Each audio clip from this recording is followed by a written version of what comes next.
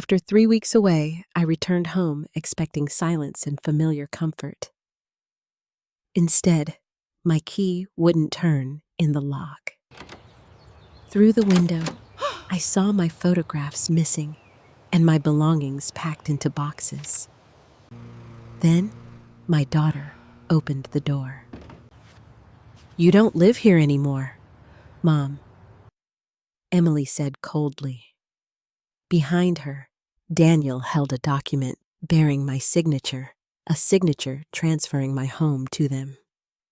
They had taken my bedroom and left a narrow bed for me in the basement. As I stood there trembling, I noticed an unopened envelope inside a box on the porch.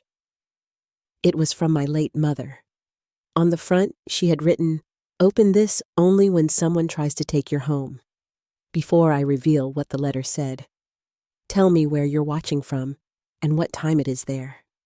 And please subscribe, because what my mother knew changed everything. 3 weeks before I stood locked outside my own home, my life still felt quiet, familiar, and entirely mine. I had lived in that 2-story brick house in Richmond, Virginia, for most of my life. My mother, Margaret Thompson, had purchased it when I was 9 years old. After she died, I remained there surrounded by memories that seemed to live inside every wall. The marks on the kitchen doorway still showed Emily's height from childhood. The oak dining table carried a faint burn from the first Thanksgiving dinner my late husband William had attempted to cook. Upstairs, a loose floorboard outside the main bedroom still creaked exactly as it had when I was a girl, sneaking downstairs after bedtime. Some people saw an aging house that needed repairs. I saw the history of my family. Since retiring from teaching, I had created a peaceful routine. Every morning, I made tea in my mother's blue porcelain pot and drank it beside the living room window. Then I watered the roses, checked the vegetable garden, and walked 2 blocks to greet Linda Brooks, my closest friend and neighbor. My life was not exciting, but it belonged to me. That spring, however, Emily began visiting more often. At first, I was pleased. My daughter had a demanding job, a teenage daughter, and a husband whose real estate business kept him constantly occupied. I had missed our unhurried conversations, but Emily's visits soon developed a pattern. She would glance around the house and ask questions that seemed casual but left me uncomfortable. "Have you ever had the property appraised? Mom, did Grandma leave any unpaid taxes? What exactly did her will say about the house?" I usually answered lightly and changed the subject. I told myself she was only concerned about my future. Still, there was something different in her voice, an urgency she tried to hide. One Sunday afternoon, Emily arrived with Daniel and Lily for lunch. Lily, my 17-year-old granddaughter, immediately joined me in the garden. She had always loved the roses and knew which ones had been planted by her great-grandmother. Daniel stayed inside, walking slowly through the rooms as though he were inspecting a property for a client. "This place must be worth a fortune now," he said when I returned to the kitchen. "It's worth more to me than anyone would pay," I replied. He smiled, but there was no warmth in it. "That's sentimental thinking, Sarah. You're sitting on a major asset. I'm living in my home, of course." He raised both hands as if I had misunderstood him. "I'm only saying this house is a lot for one person. The roof is getting old. The stairs could become dangerous. There are some beautiful senior communities outside the city." "I'm 64, Daniel not 94. Emily gave an uncomfortable laugh. "He's only worried about you. I appreciate the concern, but I am healthy and I'm not moving." Daniel exchanged a quick look with Emily. It lasted only a second, but I noticed it. The conversation changed after that, yet tension remained at the table. Emily barely ate. Daniel checked his phone repeatedly. When a notification appeared, his jaw tightened. After lunch, I found Emily standing alone in the pantry, staring at the shelves without seeing them. "Is something wrong?" I asked. She turned too quickly. "No. Why, you seem worried." "We're just dealing with a few business problems, Daniel's company." Her expression hardened. It's temporary. If you need help, you can talk to me. We don't need charity, Mom. I didn't say you did. Emily apologized immediately, but her reaction stayed with me. So did the way Daniel had studied the house. A week later, Linda and I were having tea when she mentioned seeing Daniel's car outside my home while I had been at a medical appointment. He said he was dropping something off, Linda told me. I had found nothing waiting for me. When I asked Emily about it, she said Daniel had confused my address with a nearby client's property. The explanation made little sense, but I did not press her. I wanted to trust my daughter. That desire made it easy to ignore things I should have questioned. A few days later, my friend Carol called from Charleston. She was scheduled for surgery and had no relatives nearby. She asked whether I could stay with her during the first weeks of recovery. I agreed immediately. When Emily heard about the trip, she became unusually helpful. You shouldn't worry about the house, she said. I can water the plants, collect your mail, and make sure everything is safe. That would be kind of you. I'll need a key. I hesitated, not because I distrusted her, but because my mother's voice seemed to rise unexpectedly in my memory. Be careful who has access to your home, Sarah. Love does not make every request harmless. Margaret had said those words years earlier after Daniel asked where I kept important documents. At the time, I had dismissed her warning as suspicion caused by old age. Now, standing beside Emily, I felt the same small uneasiness. Then Emily smiled. I'm your daughter, Mom. Who else would you trust? I opened the kitchen drawer and handed her the spare key. The evening before I left, Lily came over to help carry my suitcase downstairs. She seemed distracted and unusually quiet. Are you all right? I asked. She glanced toward the hallway before answering. Grandma, has Mom asked you for money recently? The question surprised me. Not directly. Why? Lily lowered her voice. Mom and Dad have been fighting. A lot. About what? Money, I think. Dad said something about losing everything. Mom was crying and then he said your house could fix it. My stomach tightened. What exactly did he say? Before Lily could answer, Daniel appeared in the doorway. There you are, he said cheerfully, although his eyes were fixed on Lily. Your mother is waiting in the car. Lily looked frightened. She was just helping me, I said. Daniel stepped forward and took the suitcase from her. And now she's finished. He carried it outside before I could question him. Lily hugged me tightly at the door. Be careful, Grandma, she whispered. Then she followed her father to the car. I barely slept that night. I considered canceling my trip, but every concern seemed too vague to justify abandoning Carol when she needed me. Emily was my only child. I had raised her to value honesty and family. Whatever financial problems she and Daniel faced, I could not believe she would betray me. The next morning, Emily drove me to the airport. During the ride, she was affectionate and attentive. She promised to call every day and care for the roses exactly as I had instructed. Just before I entered the terminal, she embraced me. Don't worry about anything, she said. We'll take care of the house. As I watched her drive away, I remembered Lily's warning. Your house could fix it. I nearly called Emily and demanded the spare key back. Instead, I told myself I was being suspicious and unfair. 3 weeks later, I would return to find my locks changed, my belongings boxed, and my daughter living in my bedroom. But that morning, I boarded the plane believing I still had a home to come back to. Emily remained in the doorway while I stood on the porch with my suitcase beside me and my mother's unopened letter trembling in my hand. For several seconds, neither of us spoke. Let me inside, I finally said. Her eyes moved toward Daniel, who stood behind her, holding the document with my signature. He gave her a slight nod, as though granting permission.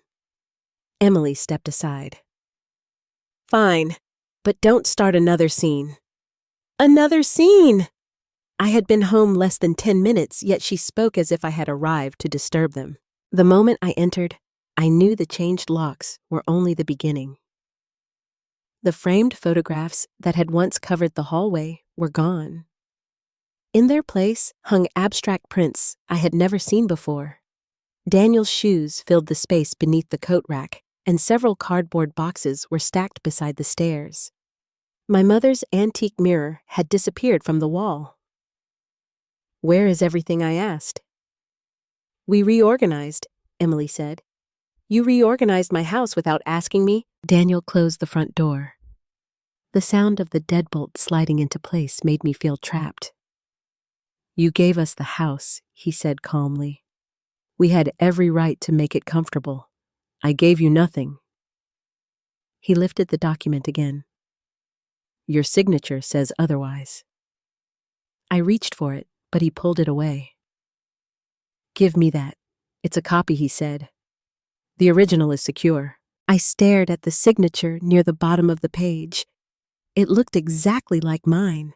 The long curve of the S, the slight break between my first and last names, even the small downward stroke I had developed after years of signing student reports.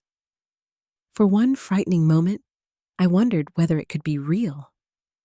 "What is this?" I whispered. "A quitclaim deed," Daniel replied. "It transferred your interest in the property to Emily." "I know what a quitclaim deed is. I want to know where you got it." "You signed it." "I did not." Emily folded her arms. "You did, Mom. After dinner at our house a few months ago." "What dinner?" "The night I made roast chicken. We discussed the house and your future. We have eaten roast chicken at your house dozens of times." "It was in March," she said impatiently. "Daniel explained the paperwork and you signed it before dessert." I searched my memory. I remembered visiting them in March. I remembered Lily showing me a school project, and Emily complaining that Daniel spent too much time working. But I did not remember signing away my home. "You told us you wanted the house to remain in the family," Emily continued. "You said it would eventually be mine anyway." "That does not mean I agreed to give it to you while I am alive. You were perfectly clear that night." "No, I would remember something like that." Daniel released a slow breath. "Sarah, you have been forgetting many things lately." His tone was gentle, almost sympathetic, which somehow made his words more cruel. "I am not losing my memory. Last Christmas you misplaced your keys. I left them in Linda's car." "You also forgot a medical appointment," Emily added. "The office changed the time. And last month you called me twice to ask what Lily wanted for her birthday." My confidence weakened. Those incidents were real, even if each had a reasonable explanation. Everyone forgot small things occasionally. But standing inside a home I barely recognized, confronted by my own signature, I began questioning myself. Could they have placed papers in front of me after dinner? Could Daniel have described them as something unimportant? Had I signed without reading carefully? No. I would never knowingly surrender my home. "I want to see my bedroom," I said. Emily moved to block the staircase. "There's no reason to go upstairs. I live here." "Move." "This is exactly what I mean," Daniel said. "You're becoming emotional." I returned from helping a sick friend and discovered that my locks had been changed. How should I behave? Neither answered. I pushed past Emily and climbed the stairs. Family photographs that had lined the upper hallway were missing. The door to my bedroom stood open, but the room no longer belonged to me. My quilt had been replaced by gray bedding. Daniel's watch rested on my husband William's old nightstand. Emily's cosmetics covered my mother's vanity, and unfamiliar clothes filled the open closet. I gripped the doorframe to steady myself. "You're sleeping in my room." "It's the main bedroom," Emily answered from behind me. "We needed the space." I turned toward her. "How long have you been living here?" She hesitated. Daniel answered for her. "Almost 3 weeks. They had moved in as soon as I left Richmond, perhaps before my airplane had even landed in Charleston." I entered the room and opened the vanity drawer where I kept a velvet box containing my wedding jewelry. The drawer was empty. Where are my rings? What rings? Emily asked. My anniversary ring.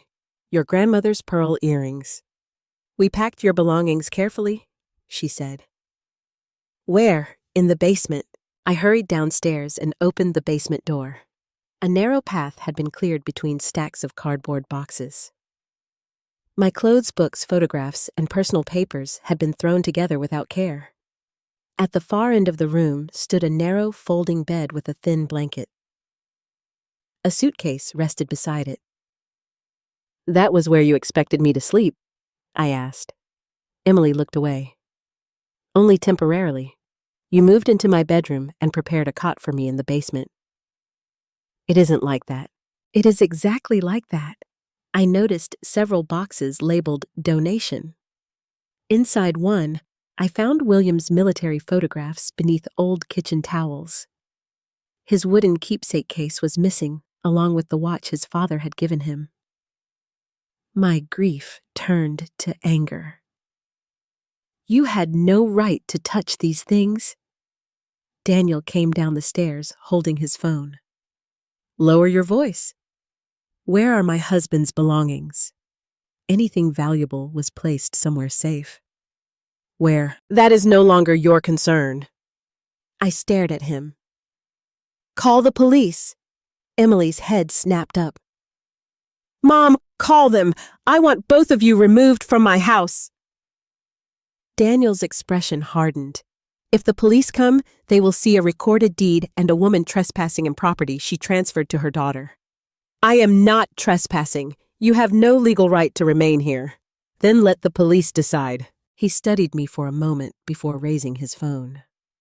I will call them if you insist, but I'll also tell them you're confused, emotionally unstable, and refusing assistance from your family. Is that truly how you want this night to end?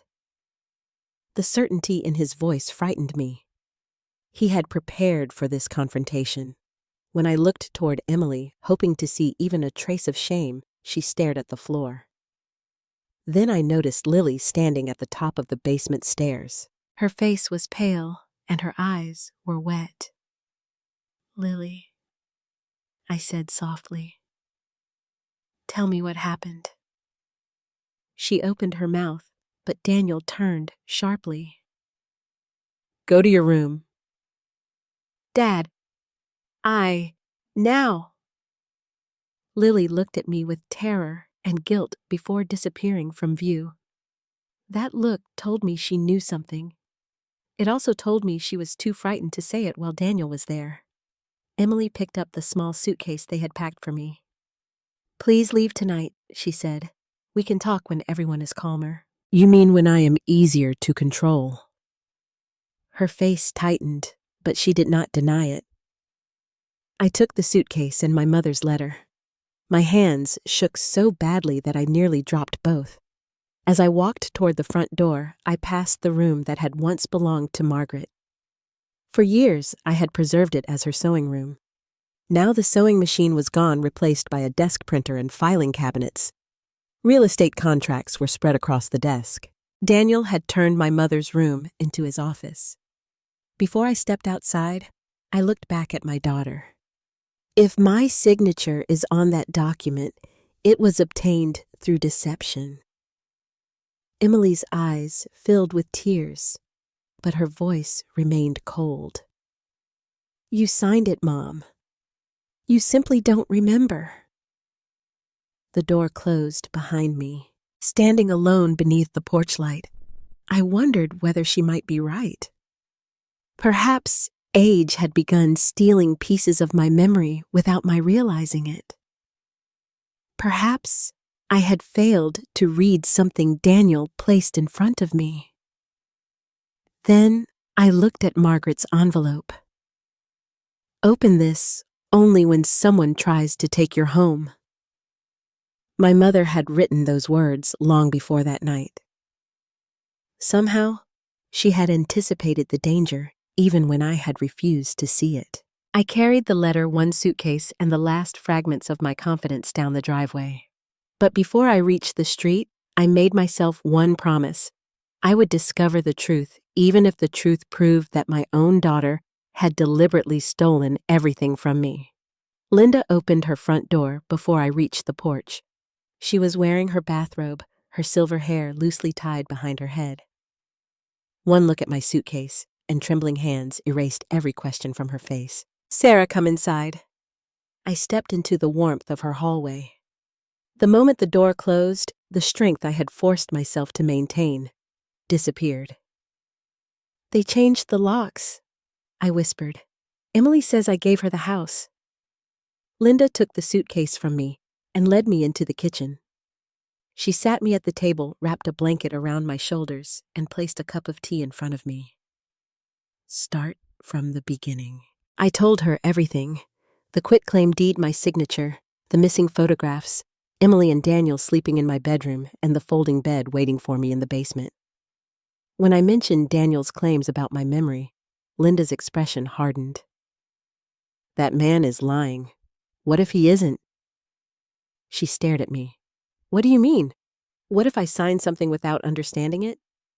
What if Emily explained it to me and I forgot? Sarah, you remember the birthday of every child you taught during your final 5 years at school?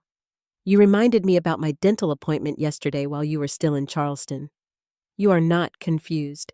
I have misplaced things. So have I. Last week I found my glasses in the refrigerator. Despite everything, a weak laugh escaped me. Linda reached across the table and took my hand. "Ordinary forgetfulness does not explain why your daughter moved into your home the moment you left town." I looked down at the unopened envelope. Linda noticed it. "What is that?" "I found it inside a box on the porch. It's from my mother." Margaret's handwriting covered the front in faded blue ink. "Open this only when someone tries to take your home." Linda sat beside me as I carefully loosened the sealed flap. Inside were 3 items: a brass key with a small numbered tag, a folded sheet of paper, and an old photograph of Margaret standing in front of the house.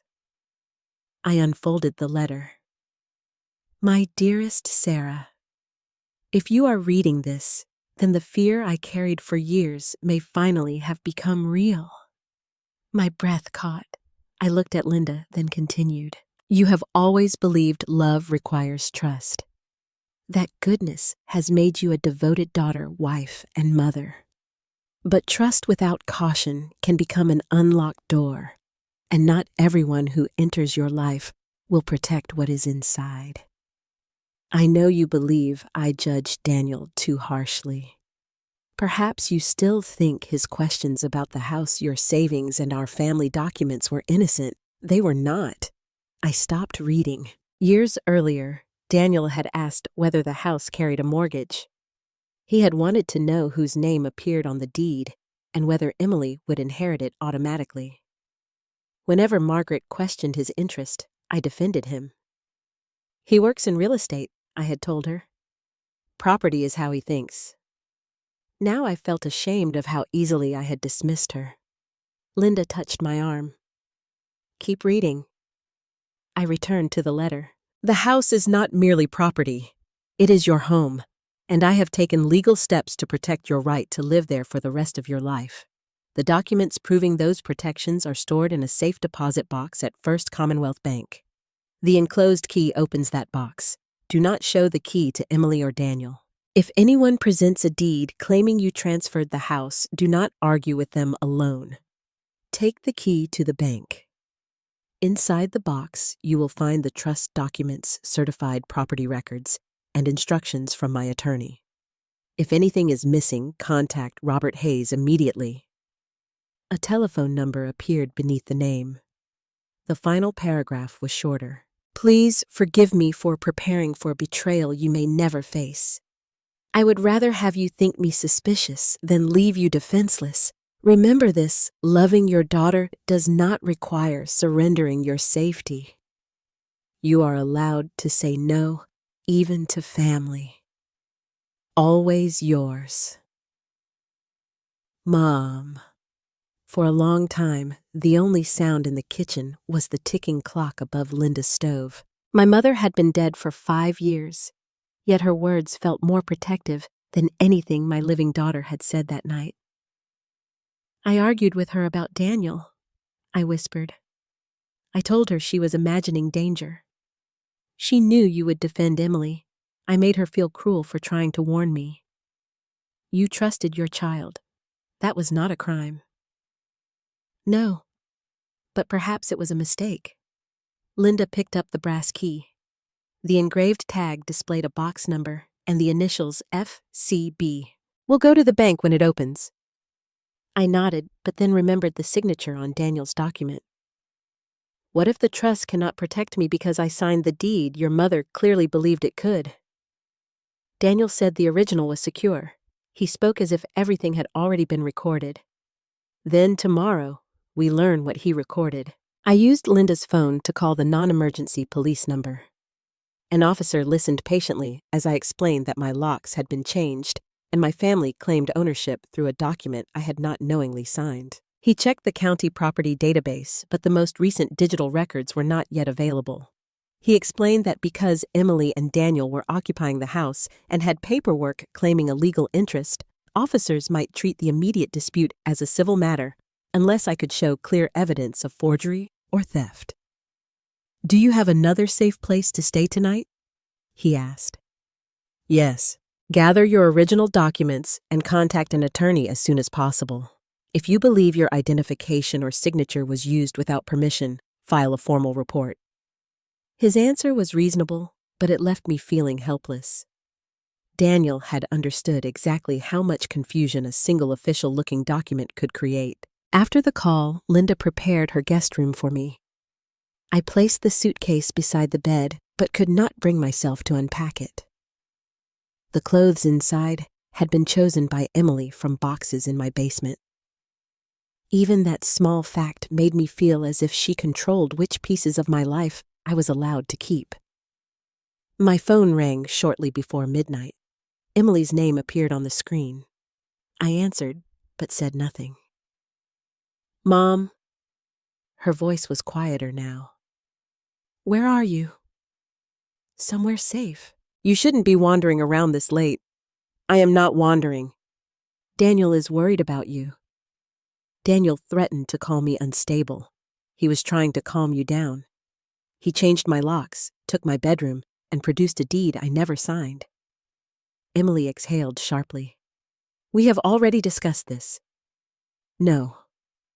You and your husband made accusations while refusing to let me examine the document. You signed it in March. Who notarized it? Silence. Emily. I don't remember. You remember the dinner, the meal, and when I supposedly signed? But not the person who witnessed me surrendering my home. Daniel handled the details. Of course he did. Her tone changed. Where are you staying? I looked toward the kitchen where the safe deposit key lay beside Margaret's letter. That is none of your concern. We need to know you're safe. You need to know whether I am frightened enough to surrender. That's unfair. So is putting your mother in a basement. She began crying, but I no longer knew whether her tears came from guilt, fear, or frustration. Mom, please don't make this worse. I didn't create this situation. You're going to destroy our family over a house. No, Emily. Someone else decided the house was worth destroying our family for. I ended the call. A few seconds later, Daniel sent me a message. Do not enter the property without permission. Any attempt to remove documents or valuables will be reported. I showed the message to Linda. He is afraid of something inside that house, she said. Or somewhere else. We both looked at the brass key. The next morning, we arrived at First Commonwealth Bank 10 minutes before it opened. I carried Margaret's letter, my passport, and the key inside my handbag. Although I had barely slept, my fear had begun transforming into determination. The bank manager, a careful woman named Patricia Cole, examined my identification and entered the box number into her computer. Her expression changed. Mrs. Thompson, she said slowly, before I take you into the vault, I need to confirm something. What is it? She turned the monitor slightly away from me, as if uncertain how much she was permitted to reveal. Our records show that this safe deposit box was accessed recently. My fingers tightened around the handbag. How recently? Patricia looked directly at me. 6 days ago. That's impossible. I was in Charleston. She checked the screen again. The access was authorized using a power of attorney bearing your signature. The room seemed to tilt beneath me. I had never signed any power of attorney, and until that moment, I had believed the documents inside the bank were the one part of my life Daniel could not reach. Patricia led Linda and me into a private office away from the bank lobby. "Please sit down, Mrs. Thompson," she said. "I need to contact our security department before anyone accesses that box again. I am the owner of the box, I understand, but because someone used a power of attorney in your name, we must preserve every record connected to the previous visit. I never signed a power of attorney." Patricia's face remained professional, but concern appeared in her eyes. "Then we may be dealing with identity theft and document fraud." She called the bank's security manager and explained the situation. While we waited, Linda sat beside me, her shoulder pressed firmly against mine. 6 days ago, I said.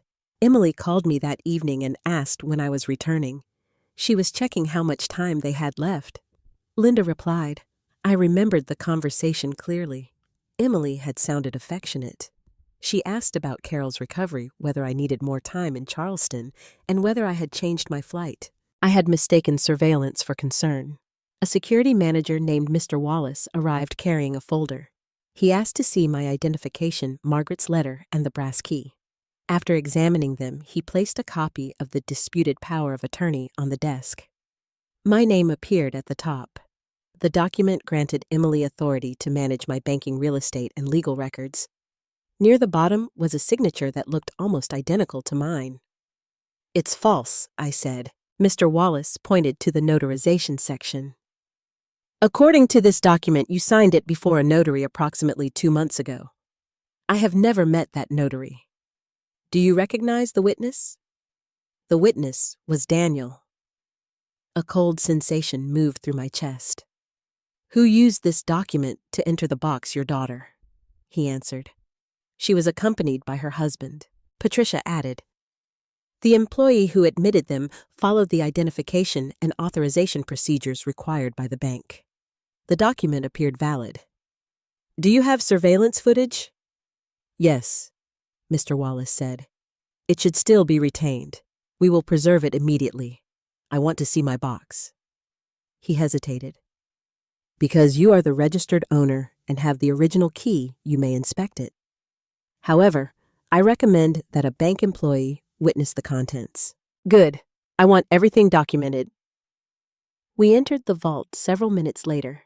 Patricia unlocked the bank's side of the compartment, and I used Margaret's brass key on the second lock. She carried the long metal box into a viewing room and placed it on the table. My hands hovered over the lid. For 5 years, I had not known the box existed. Yet during the previous night, I had placed all my hope inside it. I imagined certified deeds, trust papers, and evidence strong enough to send me home immediately. I lifted the lid. The box was almost empty. Inside lay a yellowed property tax statement, an expired insurance policy, and one empty blue folder. A pale rectangle in the dust showed where a larger stack of documents had once rested. No, I whispered. Linda looked inside. They took everything. My knees weakened, and I lowered myself into the chair. Margaret had anticipated betrayal. She had created protections, stored the originals in a bank vault, and left me instructions. Daniel and Emily had still reached them before I did. Patricia began recording each remaining item. Mr. Wallace photographed the box and asked me to describe what Margaret's letter said should have been there. Trust documents, certified property records, and instructions from her attorney. Robert Hayes, he asked. Yes, contact him immediately, Linda said. Your mother may have left copies with his office. I removed my phone and called the number written in Margaret's letter. A receptionist answered and transferred me after I explained that Margaret Thompson's safe deposit box had been accessed with a forged power of attorney. Robert Hayes came onto the line less than a minute later. Sarah, The familiarity in his voice surprised me. Yes, I'm sorry this has happened. Your mother feared something like this might occur. Do you have copies of the trust documents? I have records, but we should not discuss them over the phone. Come to my office immediately. Bring the letter, the key, and everything the bank can legally provide. I looked at the nearly empty box. My daughter took the originals. Then we will establish exactly what she took and why. Do not contact her or her husband yet. I already confronted them last night. Robert paused. Are you somewhere safe? Yes. Stay with someone you trust. Do not return to the house alone and do not sign anything. When the call ended, Mr. Wallace gave me a written incident confirmation.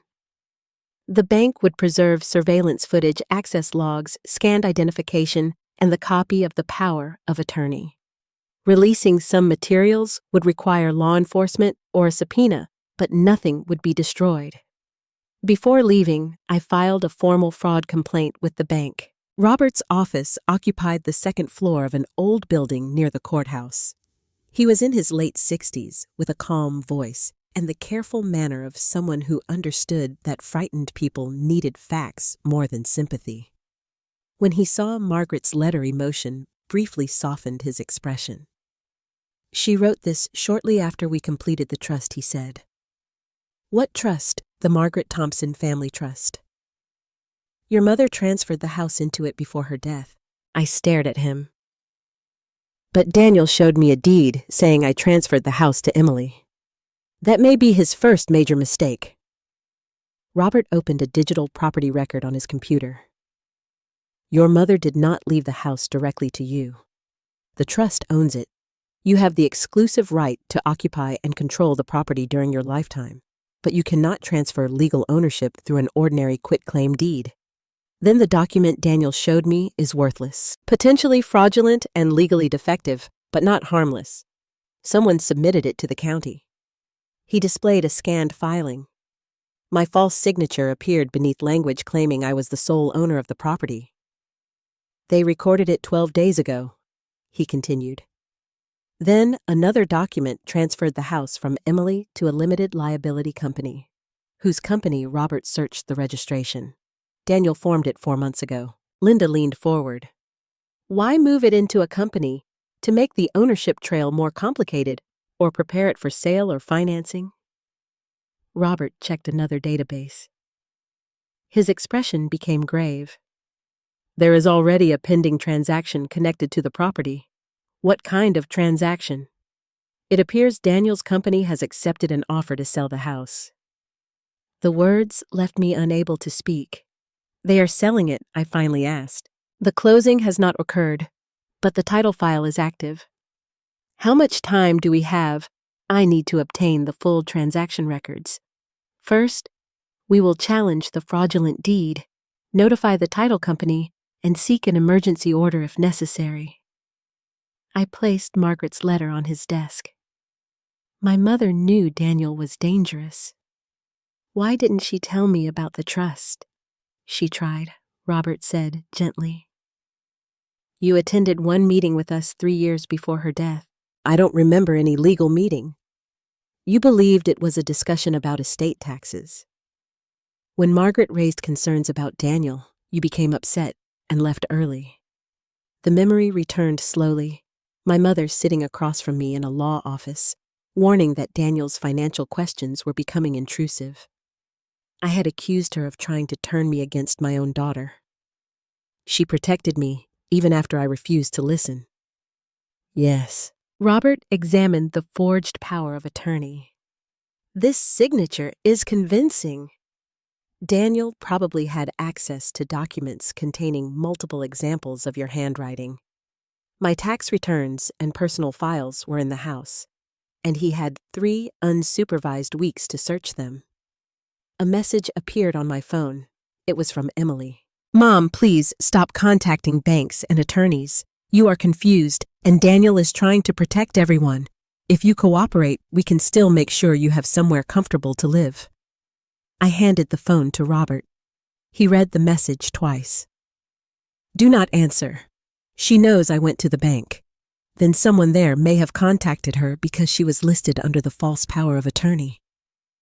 He photographed the message and added it to a new case file. For the first time since returning home, my fear began to change. The evidence was incomplete. The original documents were missing, and my house might already have a buyer. But I was no longer standing alone on a porch while Daniel controlled the story. Robert closed the file. Sarah, I need to ask you something important. Is there anyone inside that house who might know what Emily and Daniel did during your absence? I thought of Lily's pale face at the basement stairs and the warning she had whispered before my trip. Be careful, Grandma. My granddaughter, I said, but she is terrified of her father. Before Robert could respond, my phone rang. Lily's name appeared on the screen. I answered immediately. Grandma, she whispered, breathing quickly. Dad knows you opened the box. He told Mom they have to finish everything before you find the other copy. What other copy? A door slammed in this background. Lily lowered her voice further. I don't know, but I heard him say it's hidden inside Grandma Margaret's sewing room. Then the call ended. Lily. The call had ended. I immediately tried calling her back, but the phone went straight to voicemail. A second attempt produced the same result. Something is wrong, I said. Daniel may have heard her. Robert stood and closed his office door. Do not call again. If her father is watching, her phone repeated calls could place her in greater danger. She is 17 years old and trapped inside that house with him. I understand, but we need to respond carefully. I told Robert and Linda exactly what Lily had said. Daniel knew I had opened the safe deposit box. He wanted to finish everything before I found another copy, and something was hidden inside Margaret's sewing room. Robert wrote down every word. Did your mother ever keep legal documents in that room? He asked. Not that I knew of. She kept fabric patterns and old family photographs there. What happened to the room after Margaret died? I left it almost unchanged. I used her sewing machine occasionally, but most of her belongings remained where she had placed them. Linda leaned forward. You said Daniel turned it into an office. Yes. There were filing cabinets, a printer, and contracts on the desk. He may have discovered something while clearing the room, Robert said. Or Lily may have overheard where he believes it is hidden. I remembered the way Daniel had warned me not to return to the property or remove documents. At the time, I had assumed he wanted to prevent me from finding evidence of the forged deed. Now his message carried a different meaning. He was searching for something. What could the other copy be, I asked. Possibly a duplicate of the trust, Robert replied. Margaret insisted on maintaining several certified copies. My office retained one set, but our older archived files are stored off-site. I have already requested them. Then Daniel could destroy whatever is in the house without defeating the trust. He may not know that. Or the hidden document may contain something else, an amendment, a letter, evidence of ownership or instructions that expose the fraud. I stood. I am going back. No, Robert said firmly. That is my home and my granddaughter may need help. It is also where two people who committed possible identity theft are currently living. Daniel knows you are challenging him. If you enter alone, he could accuse you of trespassing, claim you stole documents, or provoke a confrontation. I cannot sit here while he searches my mother's room. You won't? I will request an emergency court order and notify the title company. You should file a police report regarding the forged power of attorney immediately. I hated the delay, but he was right. Daniel had already shown how easily he could twist reality. If I entered the house secretly, I might give him exactly what he needed to portray me as unstable. Robert called the title company listed on the pending transaction. He identified himself as counsel for the trust and stated that the property was subject to fraudulent conveyances. After sending copies of the trust record, the bank incident confirmation, and my identification, He demanded that the closing be suspended. The title officer promised to place an immediate hold on the file. "That prevents the sale for now," Robert said after ending the call. "But Daniel may try another route." What route? A private lender, another buyer, or an attempt to remove valuable items before the legal ownership is resolved? The thought of my family history being carried out in boxes made me feel sick. At the police station, Detective Angela Morris listened as I described the changed locks, the forged deed, and the unauthorized bank access.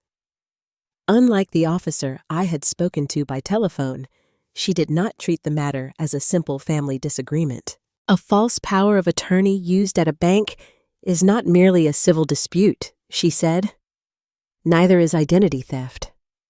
I gave her copies of Margaret's letter, the bank report, Daniel's warning message, and Emily's request that I stop contacting attorneys.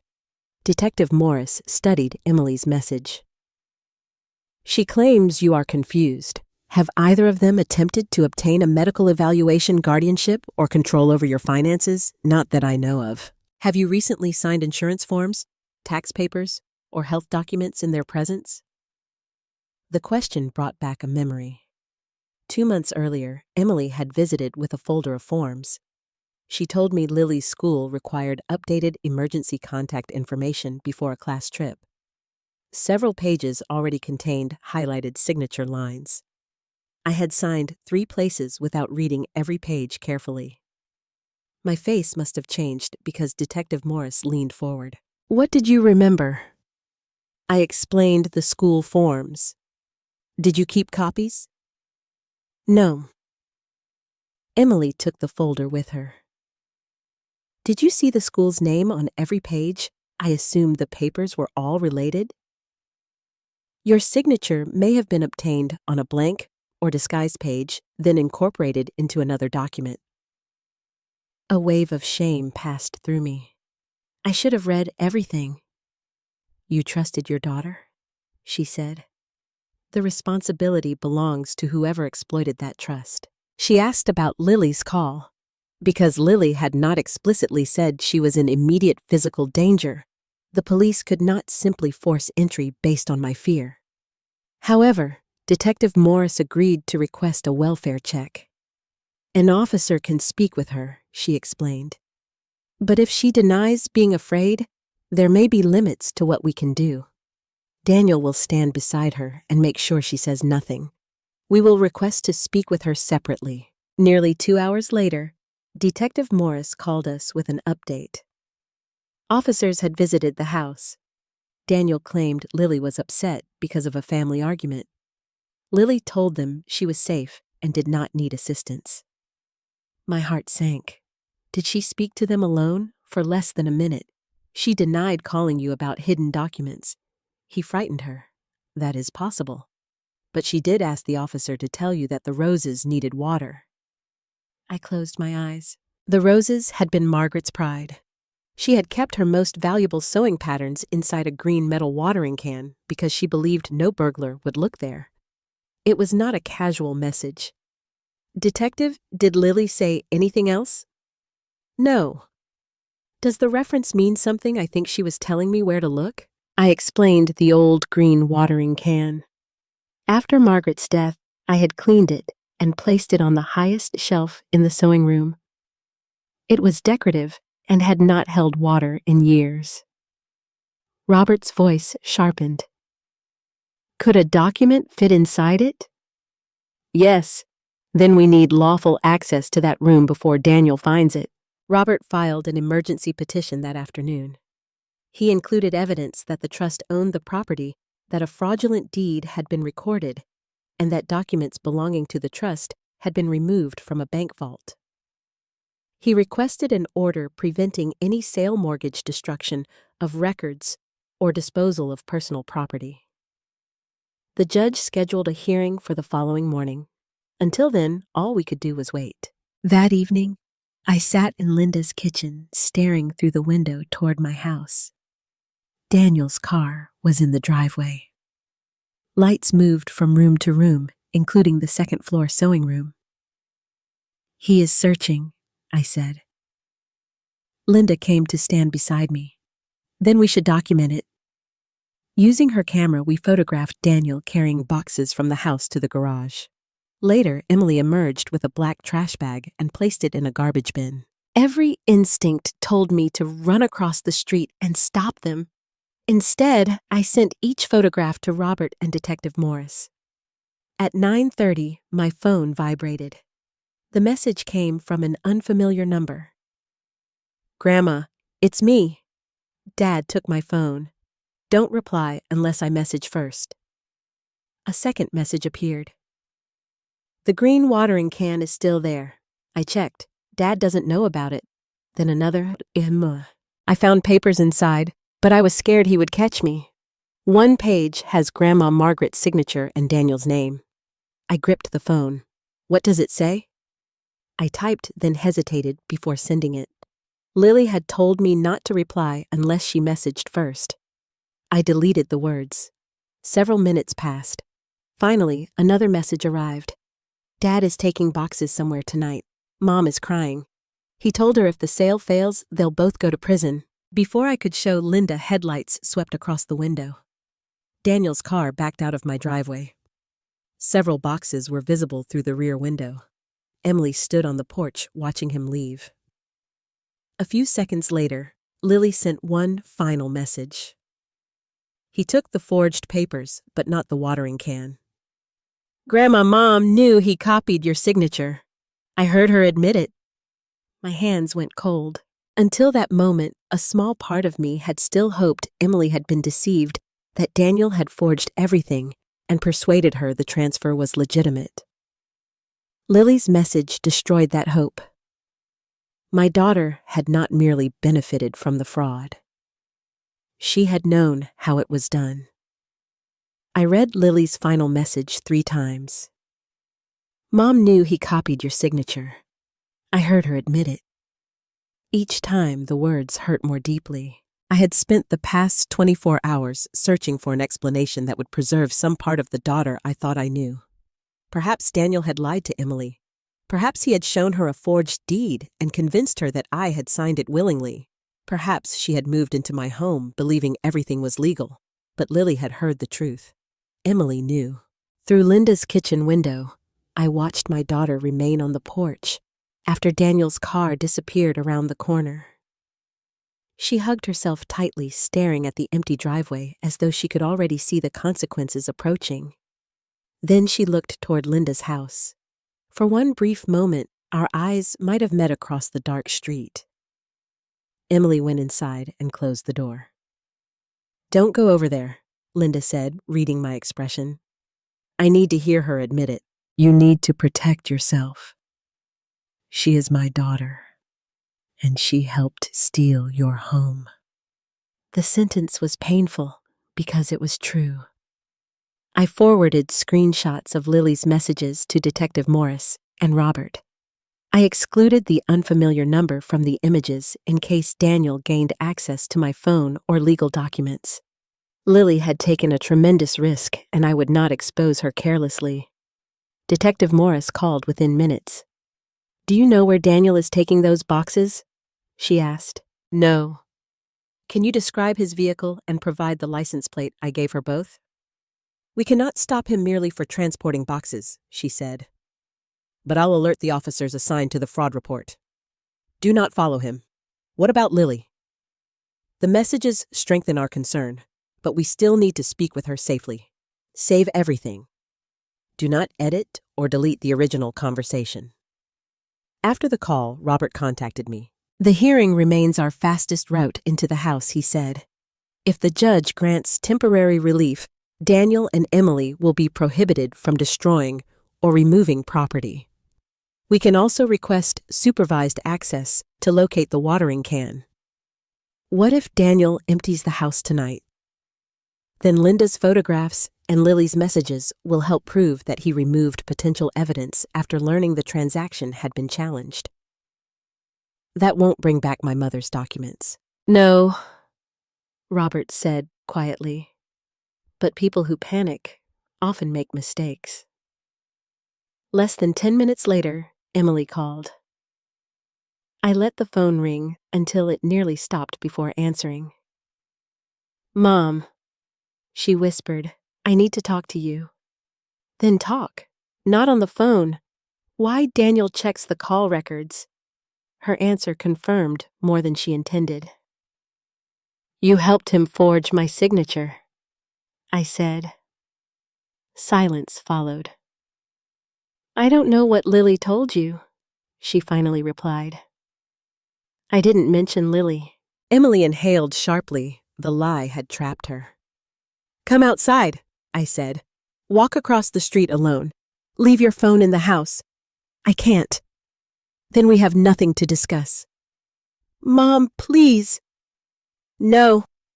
You do not get to ask me for trust after changing my locks, taking my documents, and telling me I had forgotten signing away my home." Her voice broke. "I never wanted it to go this far, but you knew it had started." She did not deny it. 5 minutes later, the front door of my house opened. Emily stepped outside without a coat. She looked over her shoulder before crossing the street. Linda unlocked the door but remained beside me as Emily entered. My daughter appeared exhausted. Her hair was unwashed, and dark shadows lay beneath her eyes. For years, seeing her distressed would have made me forget my own pain. That night, I forced myself to remember the basement bed. "Where is Lily?" I asked. "In her room. Is she safe?" "Yes." "Did Daniel hurt her? No. He took her phone because he thinks she told you too much." "Where did he go?" "I don't know." "You expect me to believe that he has a storage unit. Maybe he went there." "Where? I don't know the address." Linda placed her phone on the table with the recorder visible. "This conversation is being recorded," she said. "If you object, leave now." Emily stared at the phone and then at me. "Mom, I came because I want to fix this. Start with the truth."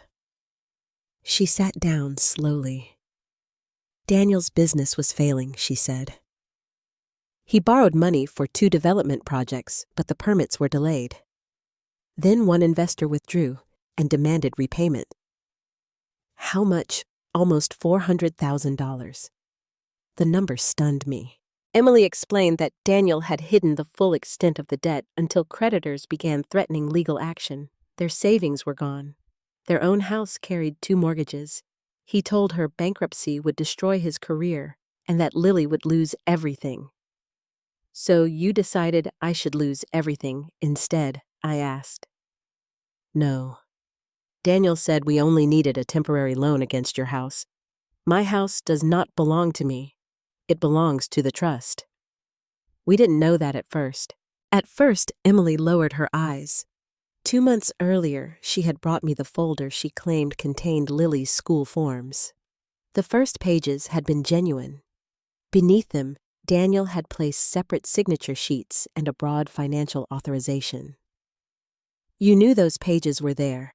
I knew one paper allowed me to help with your finances if there was an emergency." "That is not what I asked." Her mouth trembled. "Yes," she admitted.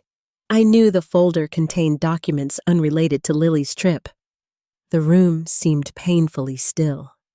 "You watched me sign them. I told myself it was only a precaution. You lied about your own daughter's school to obtain my signature. I was desperate. You had choices. You could have told me the truth. You would have said no." "Yes," I replied. "It was my right to say no." Emily covered her face with both hands. "After she and Daniel entered the safe deposit box, they discovered the trust papers and learned I could not legally transfer the property. Daniel removed the documents anyway. He believed he could bury the trust's ownership long enough to complete a sale through his company." "And you let him?" Linda asked. "He said once the sale closed, he would repay his investors and buy Mom a smaller house." "A house I never agreed to leave," I said. Emily began crying. "I thought if we made the decision for you eventually, you would understand. You moved me into a basement. That was Daniel's idea. He said you needed to see that the house no longer belonged to you. And you prepared the bed." Her silence answered me. I felt something inside me change. My anger remained, but the instinct to rescue her from the consequences began to disappear. "What did you remove from the bank?" I asked. "The trust agreement certified deed records, letters from Grandma, and a sealed envelope addressed to you." What was inside the envelope? I don't know. Daniel wouldn't open it in front of me. "Where is it now?"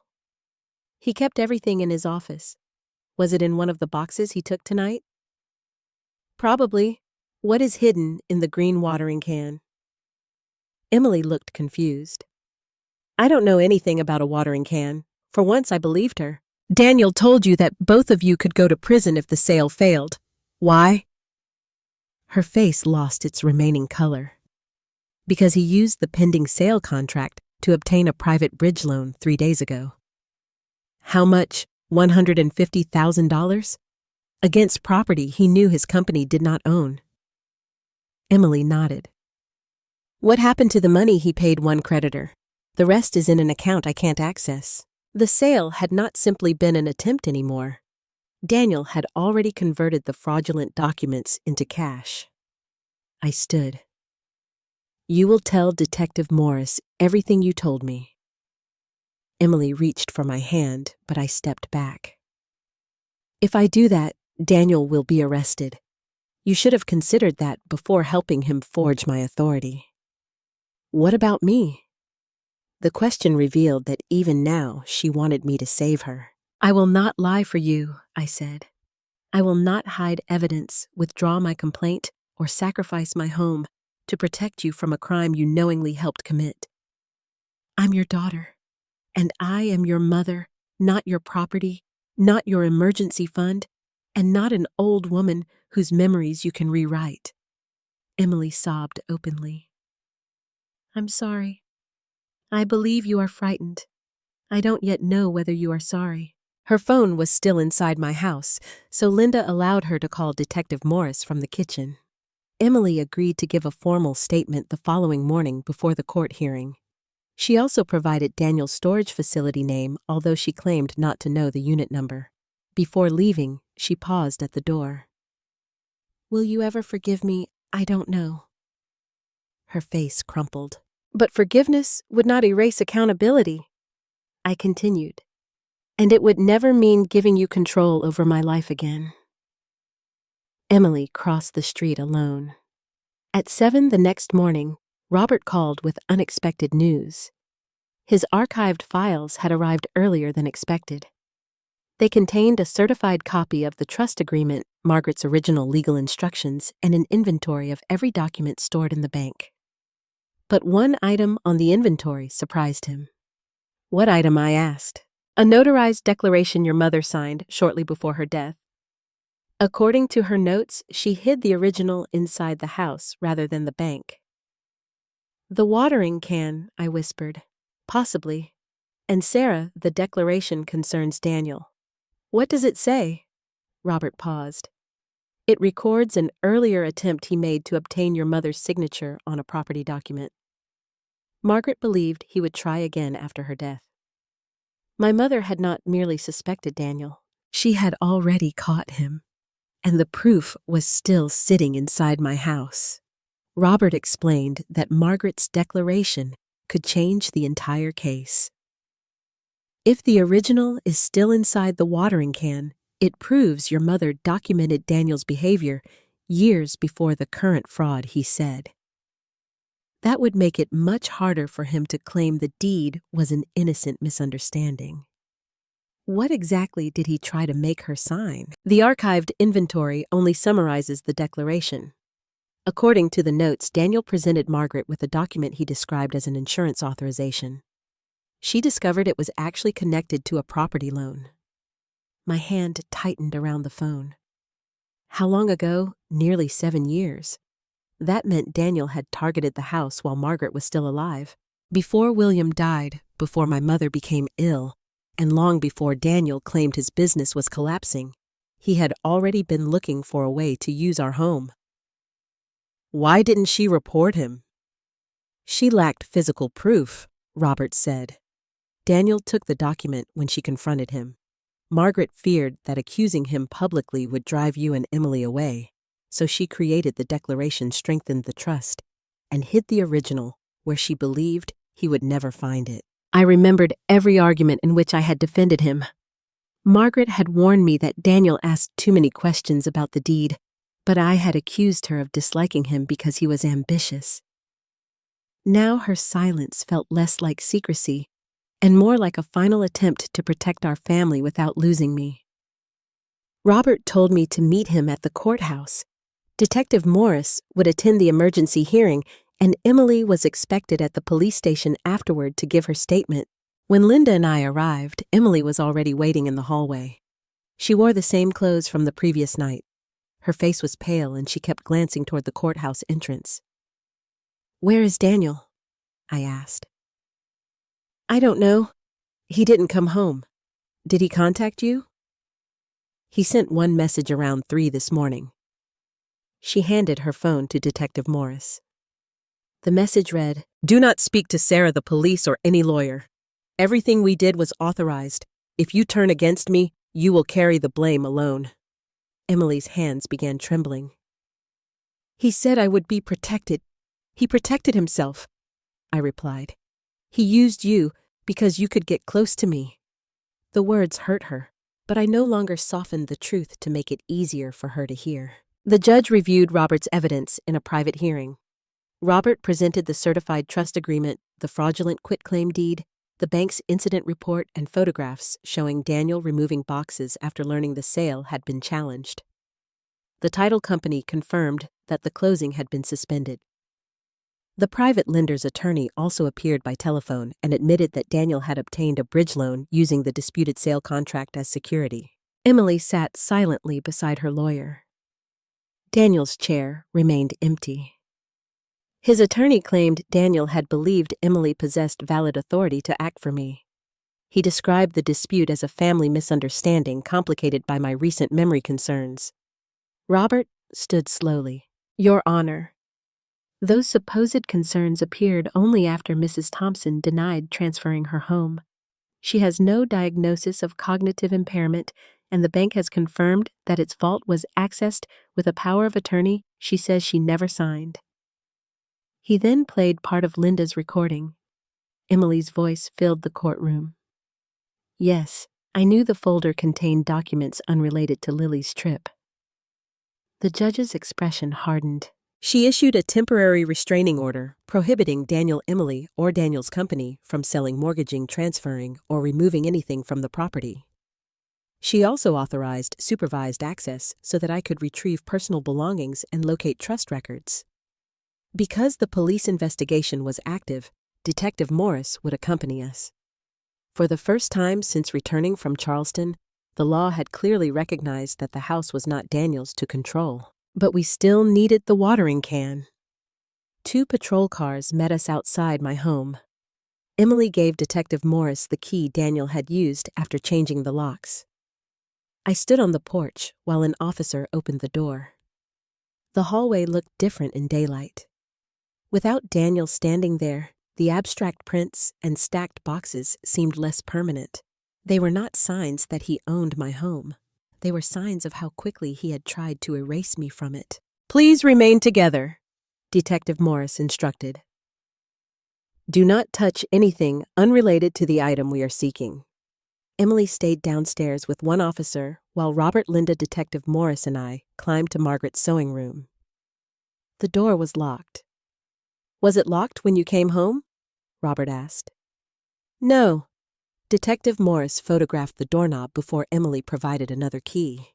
Inside, the room had been torn apart. File drawers stood open. Fabric boxes had been emptied across the floor.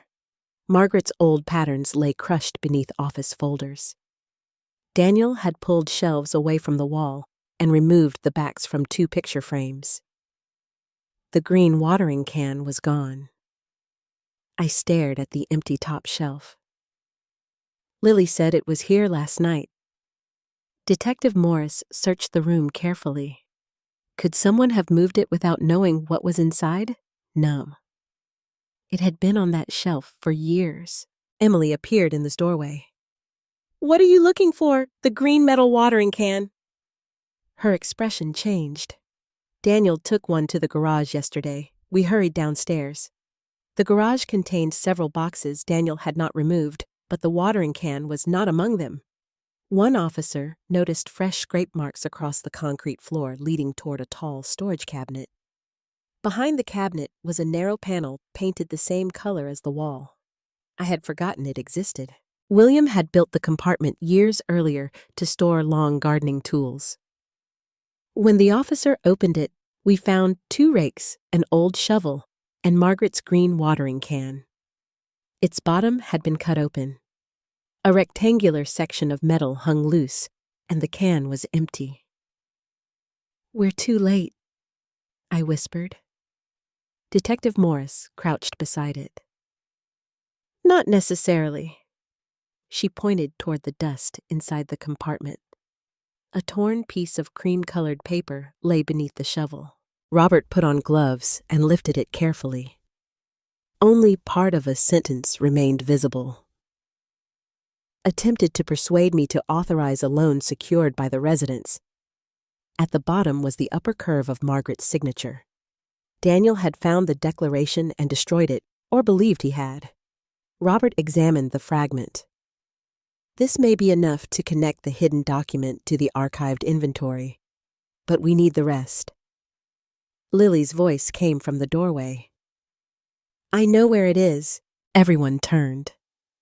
She stood beside Emily, clutching a school backpack against her chest. "When Dad found the watering can, he opened the bottom with a tool," Lily said. "He read the papers and put them through the shredder in the office." My hope collapsed. "But I took pictures first," she continued. She opened her backpack and removed a small digital camera. "Dad took my phone, so I used this. Grandma Margaret gave it to me before she died." Detective Morris accepted the camera carefully. "Did you photograph every page? I think so." "There were 4 pages. I held them against the window because the room was dark." "Did your father see you know?" "I hid in the closet when he came upstairs." Emily stared at her daughter. "Why didn't you tell me?" Lily's eyes filled with tears. "Because you were helping him." Emily flinched as though she had been struck.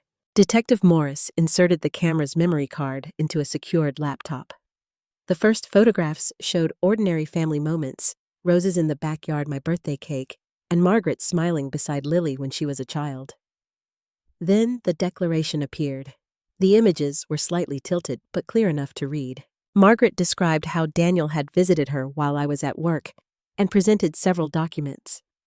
He claimed they would help lower her insurance costs. When she read the final page, she discovered language authorizing a lender to place a lien against the house. She refused to sign. According to the declaration, Daniel became angry. He told her the property would belong to Emily eventually, and accused Margaret of placing a dead asset above the needs of her family. Margaret ordered him to leave. Before he did, he warned her that I trusted him more than I trusted her. The final paragraph made my eyes burn. "I believe Daniel will attempt to obtain control of this property through Sarah or Emily after my death. My daughter's love for her family makes her vulnerable to deception. I am making this declaration so that if he succeeds, Sarah will know she was not foolish or forgetful. She was targeted by someone who studied her trust and mistook it for weakness." I covered my mouth. Even in a legal declaration about Daniel, my mother had made certain I would not blame myself. Robert asked Detective Morris to preserve the memory card immediately. Lily also explained that she had photographed Daniel shredding the pages. Another image showed him feeding the declaration into the machine. A timestamp placed the destruction shortly after the title company froze the sale. "That is potential evidence tampering," Detective Morris said. Emily lowered herself into a chair. "He told me the papers belonged to him." "You knew they came from the watering can," Lily replied. "You saw Grandma's name on them." Emily began crying. "I was scared." "So was I," Lily said. "But I still knew it was wrong." No one defended Emily. Detective Morris contacted officers searching for Daniel. The storage facility had confirmed he rented 2 units under his company's name and police were preparing a warrant based on Emily's statement and the photographs of him removing boxes. While we waited, I entered my bedroom for the first time since the judge's order. Emily followed me, but remained near the door. "I can move everything out today," she said. "Yes. Where should we go? That is for you to decide." She looked shocked. "You're making Lily leave too. Lily has a safe place with me if she wants it. You and Daniel will not use her as a shield." Emily looked toward the hallway where Lily stood beside Linda. "I have lost my husband, my home, and probably my daughter." "You did not lose them in one night," I said. "You risked them each time you chose the lie again." My phone rang before she could answer. It was Detective Morris. "They found Daniel's vehicle outside the storage facility," she said. "He attempted to leave when officers arrived, but they stopped him." "Did they find the boxes?" "Yes, and something else. My wedding jewelry." William's watch and documents from the bank were visible inside an open unit. But that was not what had surprised her. Officers also found a passport, airline tickets, and a large amount of cash. Daniel had booked a flight leaving the country that evening. There was only one ticket. He had never intended to save Emily. He had planned to take the remaining money, abandon her with the evidence, and let my daughter carry the blame for everything they had done together. For several seconds after Detective Morris finished speaking, I could not answer. One airline ticket. Daniel had taken money, family valuables, and the original trust documents. He had prepared to leave the country while Emily remained inside my house waiting for him to return. "Where was he going?" I asked. "Panama City." Detective Morris replied. "The flight departs tonight. Officers also found more than $40,000 in cash inside his suitcase. Has he been arrested?" "He is being detained while we execute the search warrant. Given the forged documents, bank evidence, and apparent attempt to flee, I expect formal charges shortly." I looked across my bedroom at Emily. She was watching my face, trying to understand the conversation. "Was it Daniel?" she asked. "Did they find him?" I ended the call. "They found his storage units." Her shoulders sagged with relief. "Then he can explain everything. He had a passport, cash, and an international airline ticket." Emily stared at me. "What? The flight leaves tonight?" "That doesn't make sense. We never discussed leaving the country. There was no ticket for you." The color drained from her face. "No. Daniel wouldn't do that. He took the remaining money and planned to leave you here with the forged documents." "You don't know that." "There was one ticket, Emily. He could have planned to send for us later." "Then why didn't he tell you?" She opened her mouth, but could not answer. Lily stepped into the room. "Because he was going to blame Mom," she said quietly. Emily turned toward her. "You don't know what your father intended. I heard him talking to someone last week. He said Mom's signature was on everything that mattered." A silence settled over the room. "What else did you hear?" Detective Morris asked when she entered a few minutes later. Lily tightened her grip on the backpack. "He said if the deal collapsed, he could prove Mom arranged it because Grandma trusted her. He said nobody would believe she understood the legal papers." Emily gripped the edge of the bed. "He told me the power of attorney protected us both." "It protected him," Robert said. "Your name appears as the person receiving authority." Daniel positioned himself as a witness and advisor. I watched the realization spread across my daughter's face.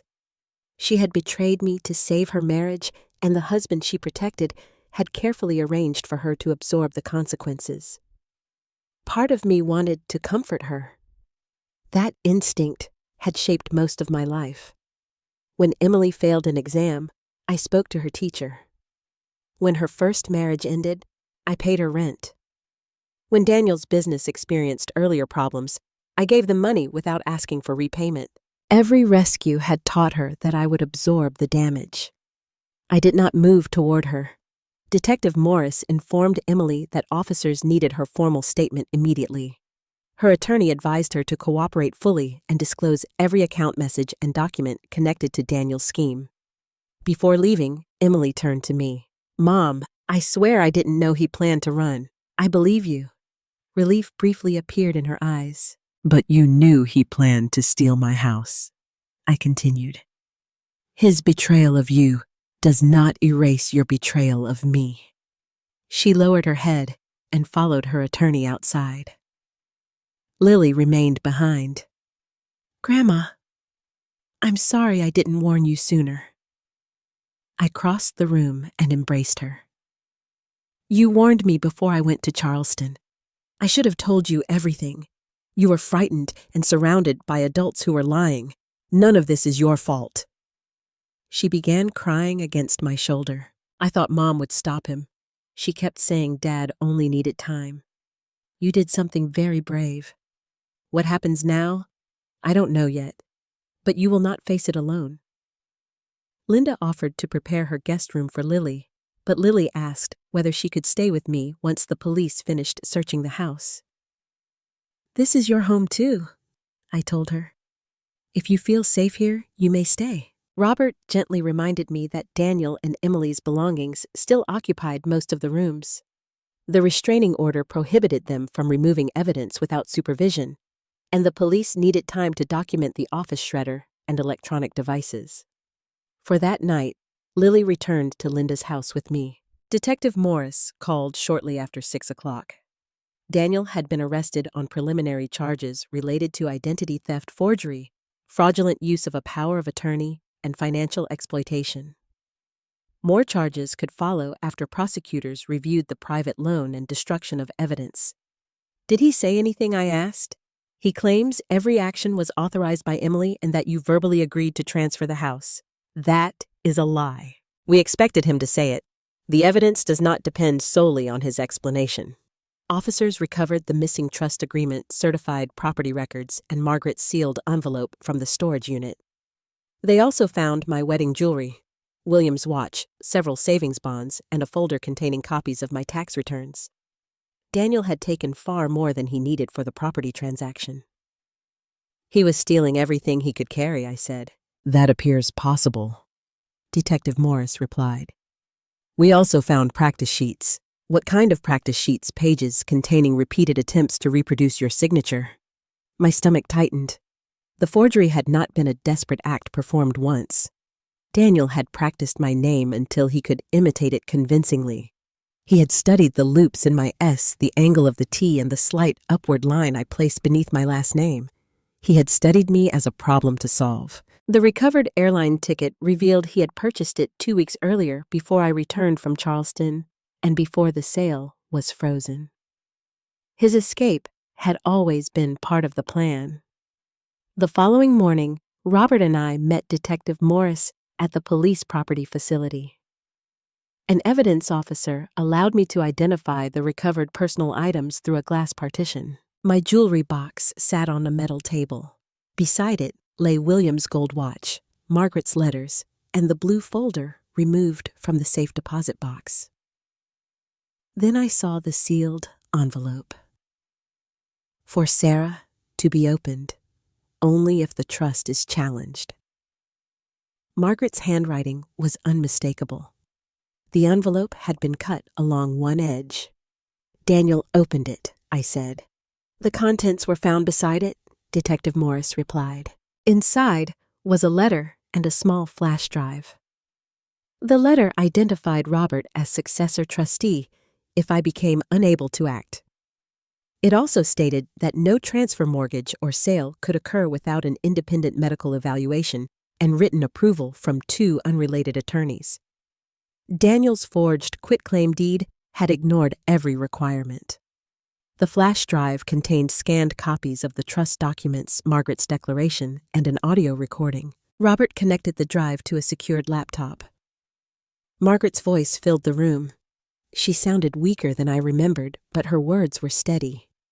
"My name is Margaret Thompson. I am recording this statement because I believe my granddaughter's husband, Daniel, may attempt to gain control of my home after my death." I closed my eyes. She described the false insurance papers, Daniel's anger, and his repeated questions about whether I could change the trust. Then she addressed me directly. Sarah, if you are hearing this, do not allow shame to silence you. Daniel may tell others that you are confused. He may persuade Emily that taking control is necessary for your protection. Remember that love does not require you to accept a lie simply because the liar is family. Tears moved down my face. Her final words were softer. Protect Lily if she needs you. Children often see the truth before adults are willing to face it. The recording ended. No one spoke for several moments. Margaret had understood all of us. She knew I would defend Emily, that Emily could be manipulated through fear, and that Lily might become the only person brave enough to expose the truth. Robert removed his glasses and wiped his eyes. This recording will be extremely important, he said. It establishes Margaret's intent and explains why the trust contains such strict safeguards. Detective Morris added that the flash drive also held a scanned image of Daniel's earlier false loan document. Margaret had copied it before ordering him out of the house. This time, Daniel could not claim she had misunderstood him. At the courthouse later that afternoon, the judge extended the restraining order and formally recognized the trust's ownership while the fraudulent filings were challenged. The private lender agreed not to pursue the property after reviewing the evidence. Daniel appeared by video from the detention center. For the first time since I had returned home, he did not look confident. His hair was disordered, and the controlled smile he usually wore had vanished. His attorney argued that he should be released because he had strong family ties and posed no danger. The prosecutor held up the airline itinerary. He had one strong tie, she said, to a flight leaving the country. The judge denied his request for immediate release. As the screen darkened, Daniel looked directly into the camera. For years, that stare had made me question my instincts. This time, I felt nothing but clarity. Outside the courtroom, Emily waited with her attorney. She had spent hours giving police access to bank accounts, messages, and emails. She looked smaller than I remembered, but not innocent. Mom, she said the police told me about the practice signatures. I nodded. He kept them in a folder labeled with my name. He intended to blame you. I destroyed our family for a man who planned to abandon me. No, I said. Daniel created the scheme, but you made your own choices. She began to cry. What can I do? Tell the whole truth. Return everything you took. Stop describing your decisions as things Daniel made you do. She wiped her face. Can Lily come home with me? That decision belongs to Lily and perhaps the court. You will not pressure her. Emily looked toward the bench where Lily sat beside Linda. My granddaughter did not look away, but she did not approach her mother either. I want to make this right, Emily whispered. You cannot make it as though it never happened. You can only decide what kind of person you will be after it. That evening, I returned to my house under police supervision. The bedroom still contained Emily and Daniel's furniture. Boxes filled the hallway, and the sewing room remained torn apart. Yet when I placed Margaret's brass key on my bedside table, the house felt like mine again. Lily helped me remove the folding bed from the basement. We carried it upstairs together and left it in the hallway for Emily to collect. Then Lily noticed an envelope beneath the mattress. It was addressed to me in Emily's handwriting. Inside was a short note dated 3 weeks earlier before my return from Charleston. Mom will fight us if she discovers the trust. Daniel says we must convince her that her memory is failing. If she refuses the basement, we may need to begin the guardianship process sooner than planned. At the bottom, Emily had written a list: doctor, financial evaluation, medication records, emergency petition. They had not merely planned to steal my house. If I resisted, they intended to take away my legal right to control my own life. I read Emily's note again, hoping I had misunderstood it. Doctor, Financial evaluation. Medication records. Emergency petition. The words were written in my daughter's handwriting, neat and deliberate. This was not one of Daniel's forged documents. It was not a form Emily had signed without understanding. She had made a list of the steps required to have me declared incapable of managing my own affairs. Lily stood beside me in the hallway. "What does it mean?" she asked. I folded the paper carefully. "It means your parents had another plan if I refused to leave my home. What kind of plan they intended to tell a court that I could no longer make decisions for myself." Her face tightened. "But that isn't true." "No, it isn't." I remembered the change in Emily's behavior during the months before my trip. She had begun asking whether I forgot appointments. She corrected small details in my stories and exaggerated harmless mistakes. Once I left my reading glasses in the refrigerator after carrying groceries inside. Emily laughed, but then asked how often I misplaced things. Another time, I called Lily by Emily's name. I corrected myself immediately, yet Daniel exchanged a concerned look with my daughter. I had thought they were worried about me. Now I understood they had been collecting moments. Every ordinary mistake could be turned into evidence. "Did they ever talk about my memory in front of you?" I asked Lily. She nodded slowly. "Dad said you were becoming confused. Mom told him you were fine, but he said they needed examples." "What examples?" He kept a notebook. My stomach tightened. "Where?" "In his office. It had a black cover. Sometimes Mom added things to it." I contacted Detective Morris immediately. She told me not to touch anything else and returned to the house with an evidence officer. We showed her Emily's note. "This may indicate a planned guardianship petition," she said. "On its own, preparing for guardianship is not illegal. But combined with forged documents and efforts to portray you as confused, it may demonstrate intent. They plan to use it if I challenge the deed." That is what the note appears to suggest. Lily described the black notebook. Officers found it inside a locked desk drawer in the sewing room. Daniel had labeled it Sarah Health and Safety Concerns. The first pages contained dates and descriptions of supposed incidents. Sarah forgot where she placed her house key. Sarah repeated a question during dinner. Sarah became angry when asked about finances. Sarah refused assistance with household decisions. Some entries described events that had never happened. One claimed I had left the stove burning overnight. Another stated that I had become lost while driving home from the grocery store. "That is a lie," I said. "I have never become lost in my own neighborhood." Lily pointed toward an entry dated 5 months earlier. "I was there that day. Grandma didn't leave the stove on. Dad turned the burner back on after she went into the garden." Detective Morris looked at her.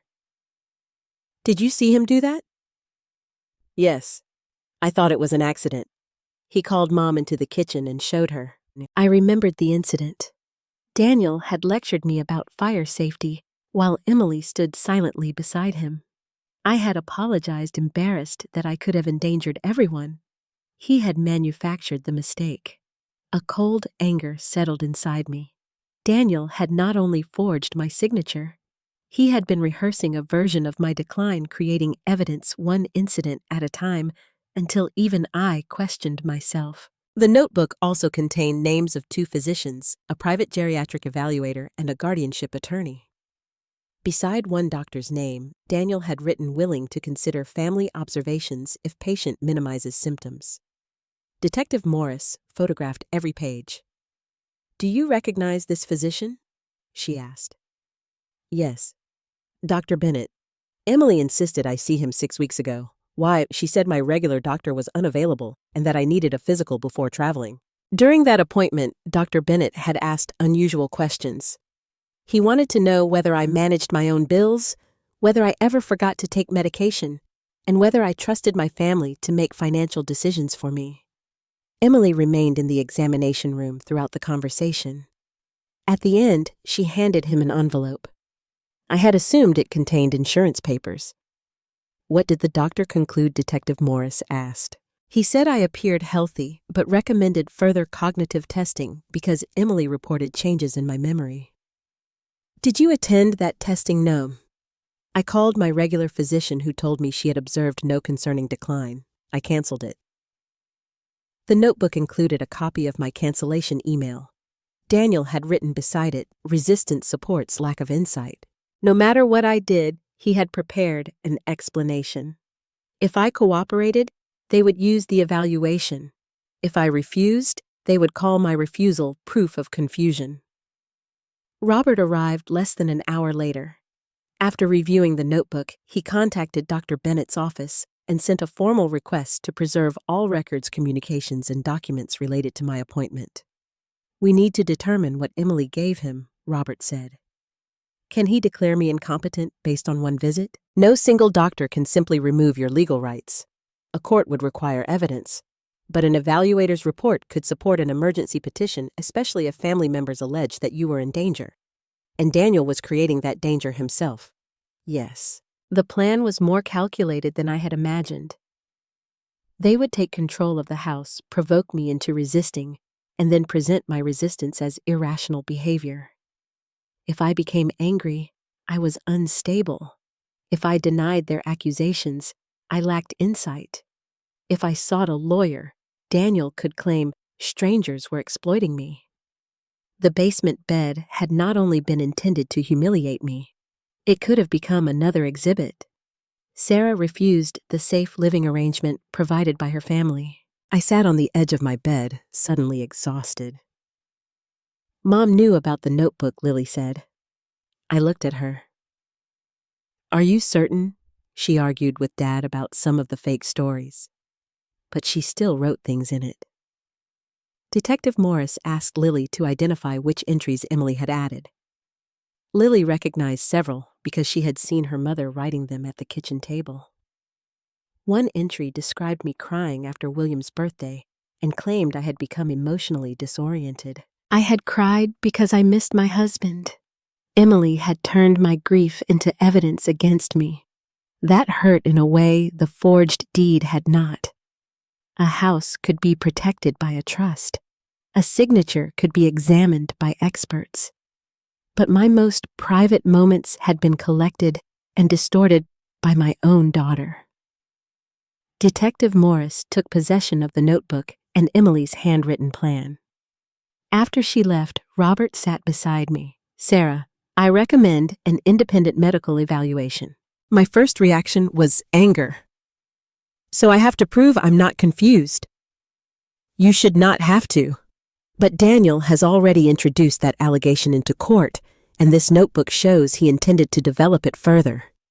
An evaluation by a qualified physician of your choosing can protect you. I understood the logic, yet the request still felt like another theft. Daniel had lied, and I was the one required to submit to examination. Robert seemed to read my thoughts. "This is your decision," he said. "No one will force you. But clear medical documentation may prevent Daniel's attorney from continuing to use the accusation." I agreed. My regular physician referred me to Dr. Karen Patel, a geriatric specialist with no connection to Daniel or Emily. She examined me the following afternoon. Robert arranged for Linda to accompany me, but Dr. Patel spoke with me alone for most of the appointment. She tested my memory, reasoning, attention, and ability to understand financial decisions. She also reviewed my medication records and medical history. When the evaluation ended, she closed the folder. "Mrs. Thompson, you show no evidence of cognitive impairment," she said. "You understand your circumstances, retain information appropriately, and demonstrate sound judgment." Relief passed through me, followed by unexpected sadness. I knew that I whispered, "I believe you did." My family made me question it. Dr. Patel's expression softened. "That is one of the most damaging aspects of coercive control. Repeated accusations can cause a capable person to distrust ordinary lapses that everyone experiences." She agreed to prepare a written report. When I returned to Linda's house, Detective Morris was waiting with Robert. She had received records from Dr. Bennett's office. Emily's envelope had contained a 4-page letter describing my supposed decline. She claimed I frequently forgot names, mishandled money, and became hostile when anyone offered help. Attached to the letter were copies of 3 checks. The signatures appeared to be mine, but the amounts had been altered after I wrote them. A $50 check became $5,000. A $75 payment appeared as $7,500. They intended to claim you were losing money through careless transactions, Robert explained. Where did they get the checks? They were drawn from an old account you closed last year. The bank is retrieving the originals. I recognize the payees. They were charities I had supported for years. Daniel had transformed generosity into financial incompetence. Detective Morris continued. Dr. Bennett did not diagnose you. His notes state that you appeared oriented and capable during the appointment. He recommended further testing solely because of Emily's allegations. Then he did nothing wrong. That remains under review, but his records do not support the claim that he agreed to declare you incapable. Daniel's notebook may reflect what Daniel hoped the doctor would do, not what the doctor actually promised. A knock sounded at Linda's door. Emily stood outside with her attorney. She had come to collect supervised belongings, but Detective Morris asked her to answer questions about the guardianship plan first. When Emily saw the notebook on the table, she stopped walking. Where did you find that? In the office you created inside my mother's sewing room, I said. Emily looked at her lawyer. He advised her not to answer without discussing the new evidence privately. I held up her handwritten note. This is yours. Her eyes filled with fear. Daniel told me we needed a backup plan. You wrote lies about my memory. He said the court would never approve anything unless we showed a pattern. So you helped him invent one. I didn't invent all of it. The words escaped before she could stop them. A silence followed. You are right, I said. I sometimes lose my keys. I repeat questions. I cry when I remember my husband. Those things make me human, Emily. They do not give you permission to take away my freedom. I thought the guardianship would only be temporary. So was the loan. So was the basement. Everything was temporary except the control you intended to keep. Emily began crying. I was afraid Daniel would leave me if I refused, and now he has tried to leave you anyway. She lowered her head. Her attorney asked for a private conference, but before they stepped outside, Emily looked toward Lily, who stood at the kitchen entrance. Do you hate me? She asked. Lily's expression remained guarded. I don't know who you are right now. Emily covered her mouth. I wanted to protect both of them from that moment, but doing so would have meant pretending the truth was less painful than it was. Emily had helped Daniel build a case against my mind, my judgment, and my independence. She would have stood in court and described me as incapable if that was what it took to keep the house. Her fear explained her choices. It did not excuse them. Later that evening, Robert received a call from the prosecutor. The recovered evidence had led investigators to another discovery. Daniel had prepared a draft emergency guardianship petition. Emily was named as my proposed guardian. Daniel was listed as the person who would manage the trust's property on her behalf. But the draft contained one more allegation, one so serious that if believed, it could have resulted in my immediate removal from the house. Daniel claimed I had threatened Lily during a confused and violent episode. I looked toward my granddaughter. Her face went pale. That never happened, she said. I know, I replied. Lily shook her head. No, Grandma, you don't understand. Dad tried to make me say it happened. Robert leaned forward. When? The night before, Grandma left for Charleston. He gave me a statement and told me to sign it. Did you? Tears filled Lily's eyes. Yes, she whispered, but I wrote something on the back that he never saw. Lily's confession seemed to drain every sound from the room. Yes, she whispered. I signed Dad's statement, but I wrote something on the back that he never saw. I reached for her hand. You are not in trouble, I said. Tell us exactly what happened. Lily looked at Detective Morris, then at Robert. The night before Grandma left for Charleston, Dad called me into the sewing room. Mom was there too. He had a paper on the desk. What did the paper say? Detective Morris asked. It said, Grandma got confused and grabbed my arm. It said she threatened to lock me in the basement because I wouldn't give her some medicine. My stomach turned. I had never threatened Lily. I had never even stored medicine in the basement. Did Daniel write the statement Robert asked? Lily nodded. He told me it was only for insurance. I said it wasn't true, but Dad told me adults sometimes needed documents to protect elderly relatives from themselves. What did your mother say? Lily's eyes moved toward Emily. She told me to sign it so Dad would calm down.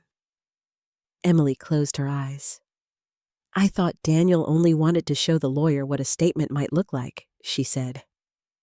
Stop, I replied. Do not explain before Lily finishes.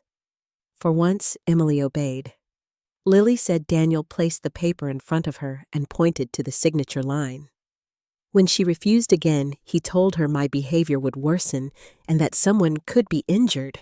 He said, if I loved you, I would help Mom become your guardian.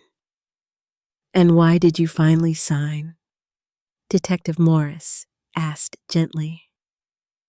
Because he said he would send me away if I didn't. He said Mom had already agreed that I could stay with his sister in Arizona until the family problem was over. Emily looked horrified. I never agreed to that. Dad said you did. I swear I didn't. Lily stared at her mother. You agreed to everything else.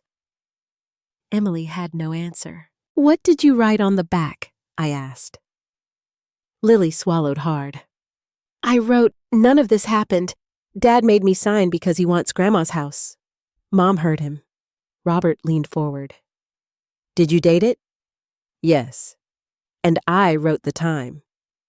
Where is the statement now? I don't know. Dad put it in a blue folder. Detective Morris immediately called the evidence team. Officers had recovered several blue folders from Daniel's storage unit and office, but none had been fully cataloged. If the original still exists and your note is on the reverse side, it could be critical, she said. It would directly contradict the allegation in the guardianship petition. What if he copied only the front? I asked. That is likely, Robert replied. A copy submitted to court might hide Lily's message, while the original could reveal the deception. Lily's shoulders began to shake. I'm sorry, Grandma. I should never have signed it. I pulled her into my arms. You were a child being threatened by your father. The responsibility belongs to him. I knew it was wrong.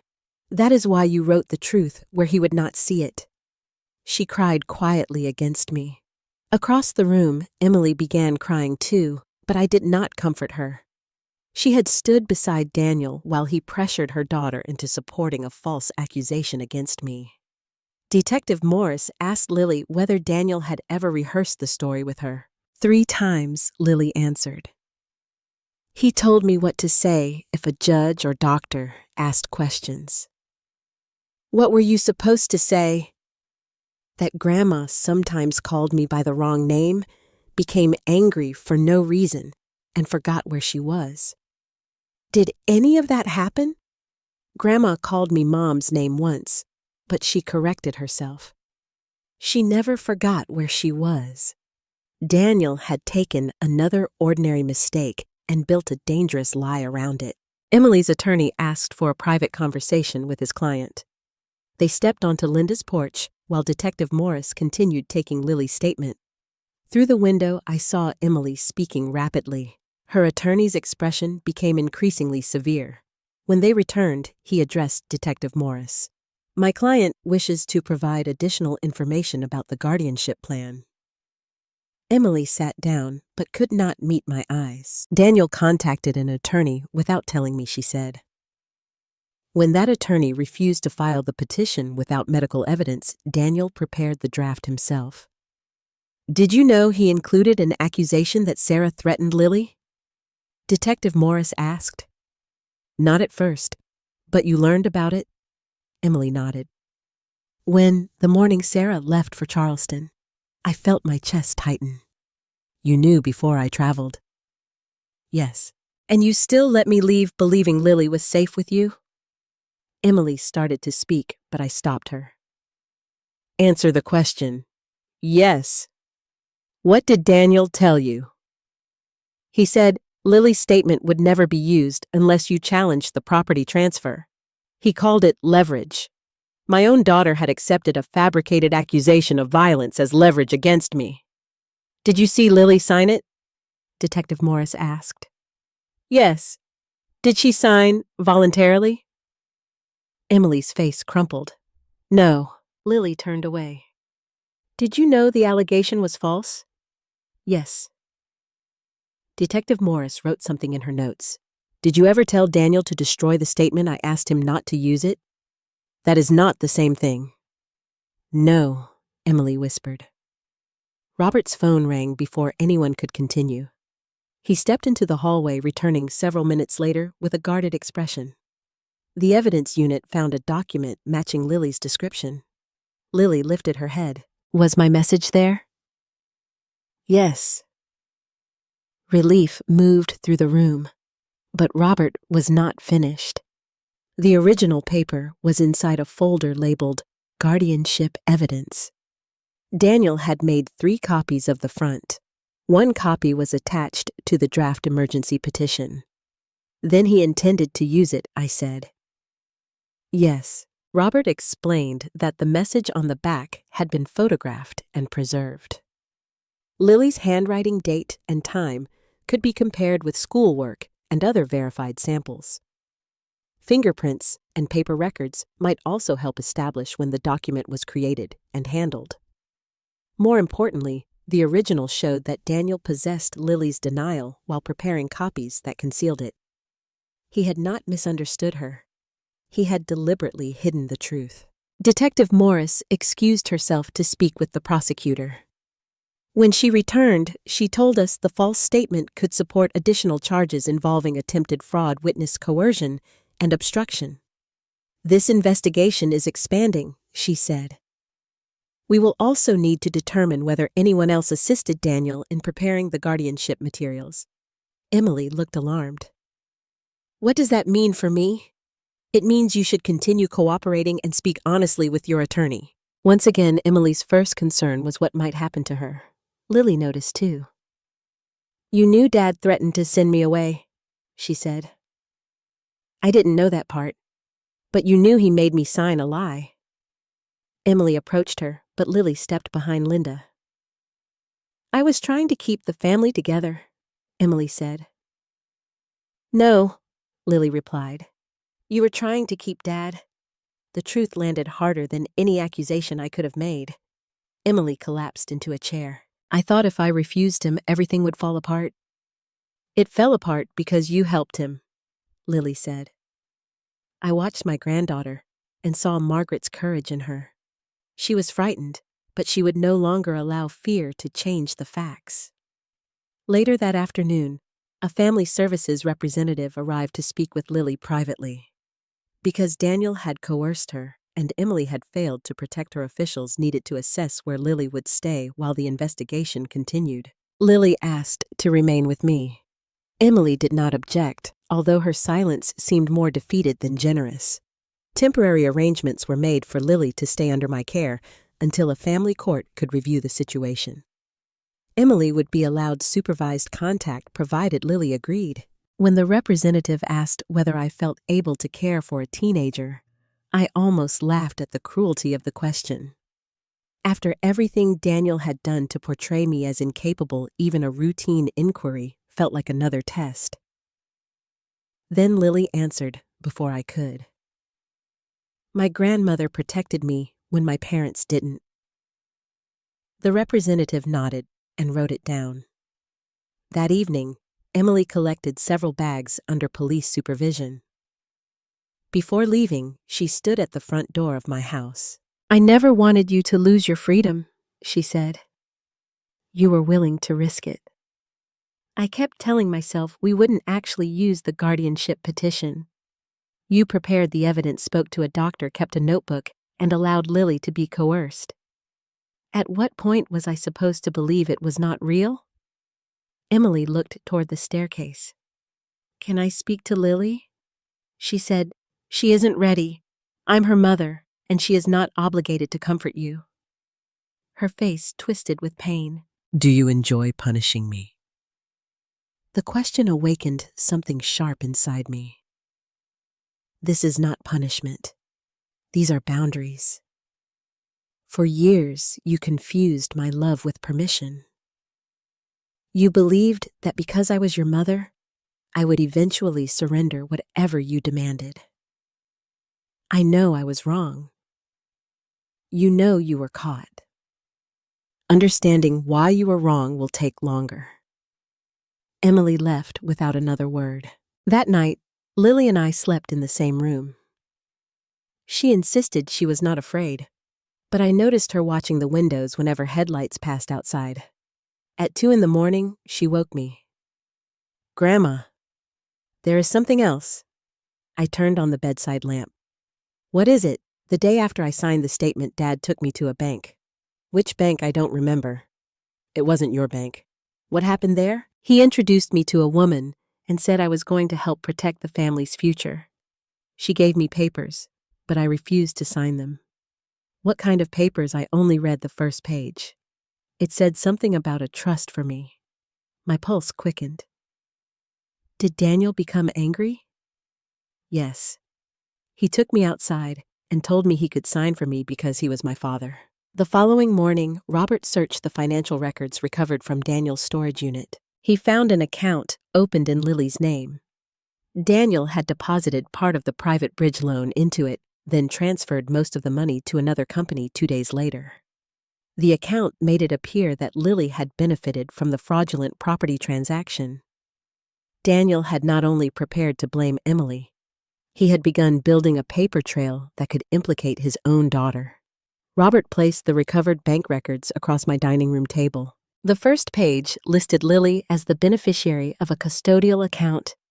Daniel was named as the adult custodian, which allowed him to manage the money while she was still a minor. The account had been opened 12 days before I left for Charleston. A deposit of $60,000 appeared 3 days later. 48 hours after that, $57,000 had been transferred to a consulting company called Bellwether Strategic Holdings. "Who owns that company?" I asked.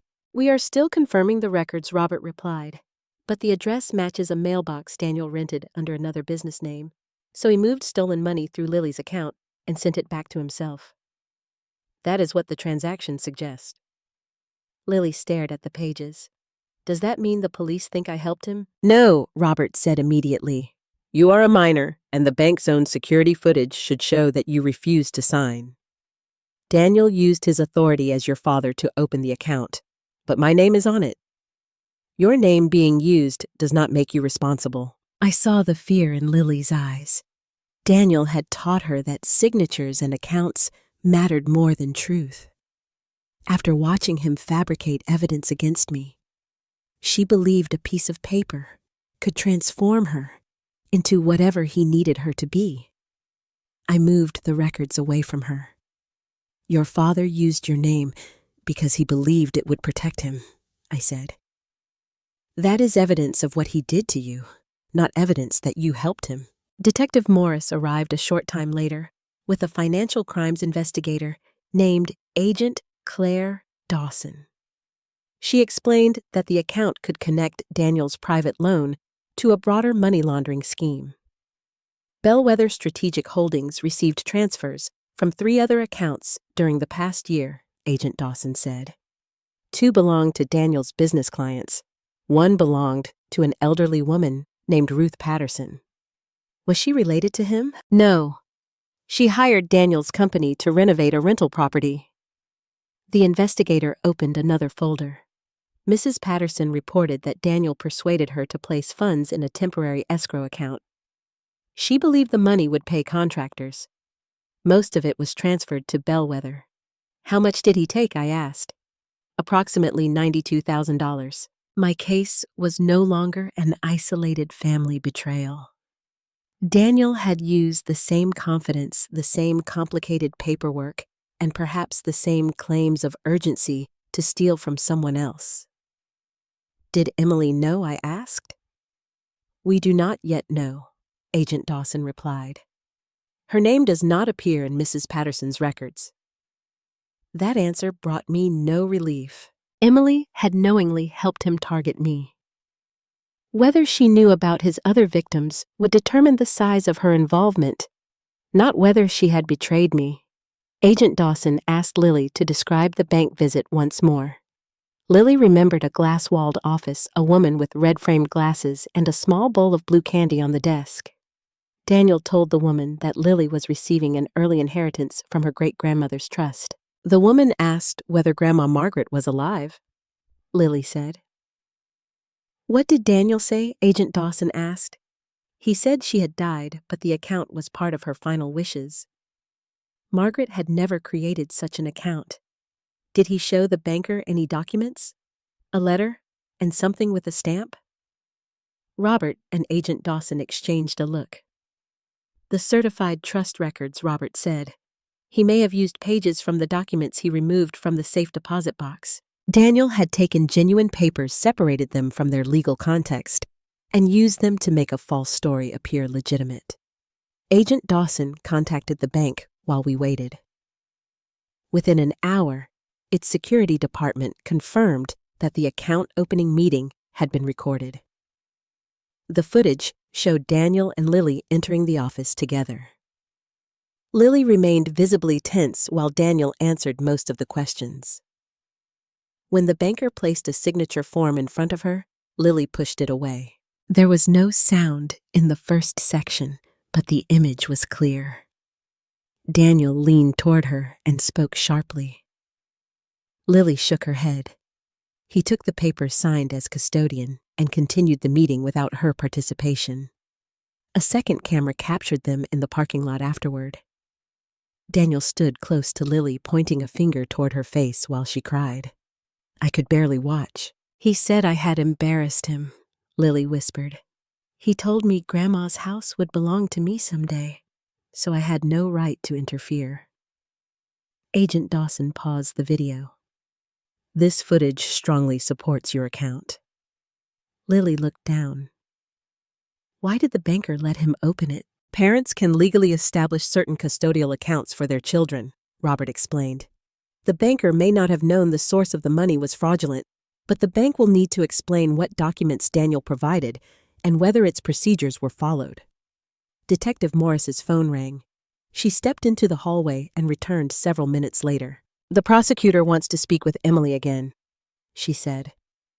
Investigators found messages between her and Daniel concerning Lily's account. My heart sank. What did she say? One message was sent the night before the bank visit. Detective Morris read from her notes. If Lily refuses, open it without her. She is too young to understand why we need her name clean. Lily closed her eyes. The message had come from Emily. My daughter had known. She told me she didn't understand why Dad took me there, Lily said. I felt an anger so cold that it left no room for surprise. She lied, I answered. Emily arrived with her attorney that afternoon. She had been asked to provide passwords for another email account discovered on Daniel's laptop. When she entered the dining room and saw the bank footage paused on the screen, she stopped. Why are you showing that to Lily? Because Lily finally deserves to know what was done in her name, I said. Emily looked toward Detective Morris. I already explained that Daniel controlled the finances. You sent him instructions to open the account even if Lily refused. Her face tightened. I didn't know the money came from the bridge loan. That is not what I asked. Emily's attorney advised her to answer carefully. She sat across from us and folded her hands. Daniel said we needed an account that creditors couldn't immediately reach. He said putting money aside for Lily would prove we were protecting our child. You told him to use her because her name was clean. I meant she had no debts. You meant the money would look like it belonged to her instead of him. Emily looked at Lily. I thought it was temporary. Lily stood so quickly that her chair struck the wall. You always say that. Sweetheart, the house was temporary. The guardianship was temporary. The lies about Grandma were temporary. Now using my name was temporary too. Emily began crying. I was trying to protect our family from Daniel's creditors. You were protecting Dad from what he did. No, I was trying to keep us from losing everything. You used Grandma's house and my name because you didn't want to lose yours. Lily left the room. Linda followed her upstairs. Emily stared after them. She won't even listen to me. She has listened to you for months, I said. That is why she no longer trusts you. Emily pressed both hands against her face. Her attorney requested a private conversation. After several minutes in the kitchen, they returned. My client is prepared to provide information about Bellwether Strategic Holdings, he announced. Emily's voice trembled. Daniel created the company 2 years ago. He told me it was for consulting work that couldn't be processed through his construction business. Did you have access to its accounts? Agent Dawson asked. No, but I helped him collect mail from the rented mailbox. Did you ever deposit checks twice? From whom, I don't remember the names. Agent Dawson placed a photograph of Ruth Patterson on the table. Emily looked at it and then lowered her eyes. You recognize her, I said. She was one of Daniel's clients. Did you deposit her check? Emily did not answer until her attorney touched her arm. Yes. The room became silent. What did Daniel tell you? The money was for, Agent Dawson asked. He said Mrs. Patterson was investing in a renovation project. Did the check say, escrow yes? And you deposited an escrow check into Bellwether's general account. Daniel said it was legal. Did you ask why a consulting company was receiving construction escrow funds? Emily's voice broke. I stopped asking questions because every answer led to another argument. Agent Dawson remained calm. Mrs. Patterson lost most of her retirement savings. I didn't know. You knew enough to stop asking. Emily flinched. I recognized the pattern because I had used a gentler version of it myself. For years, I avoided questioning Daniel's finances because he became defensive. I allowed discomfort to end conversations that should have continued. The difference was that Emily had gone beyond silence. She had deposited checks, removed documents, and forged authority when Daniel asked her to do it.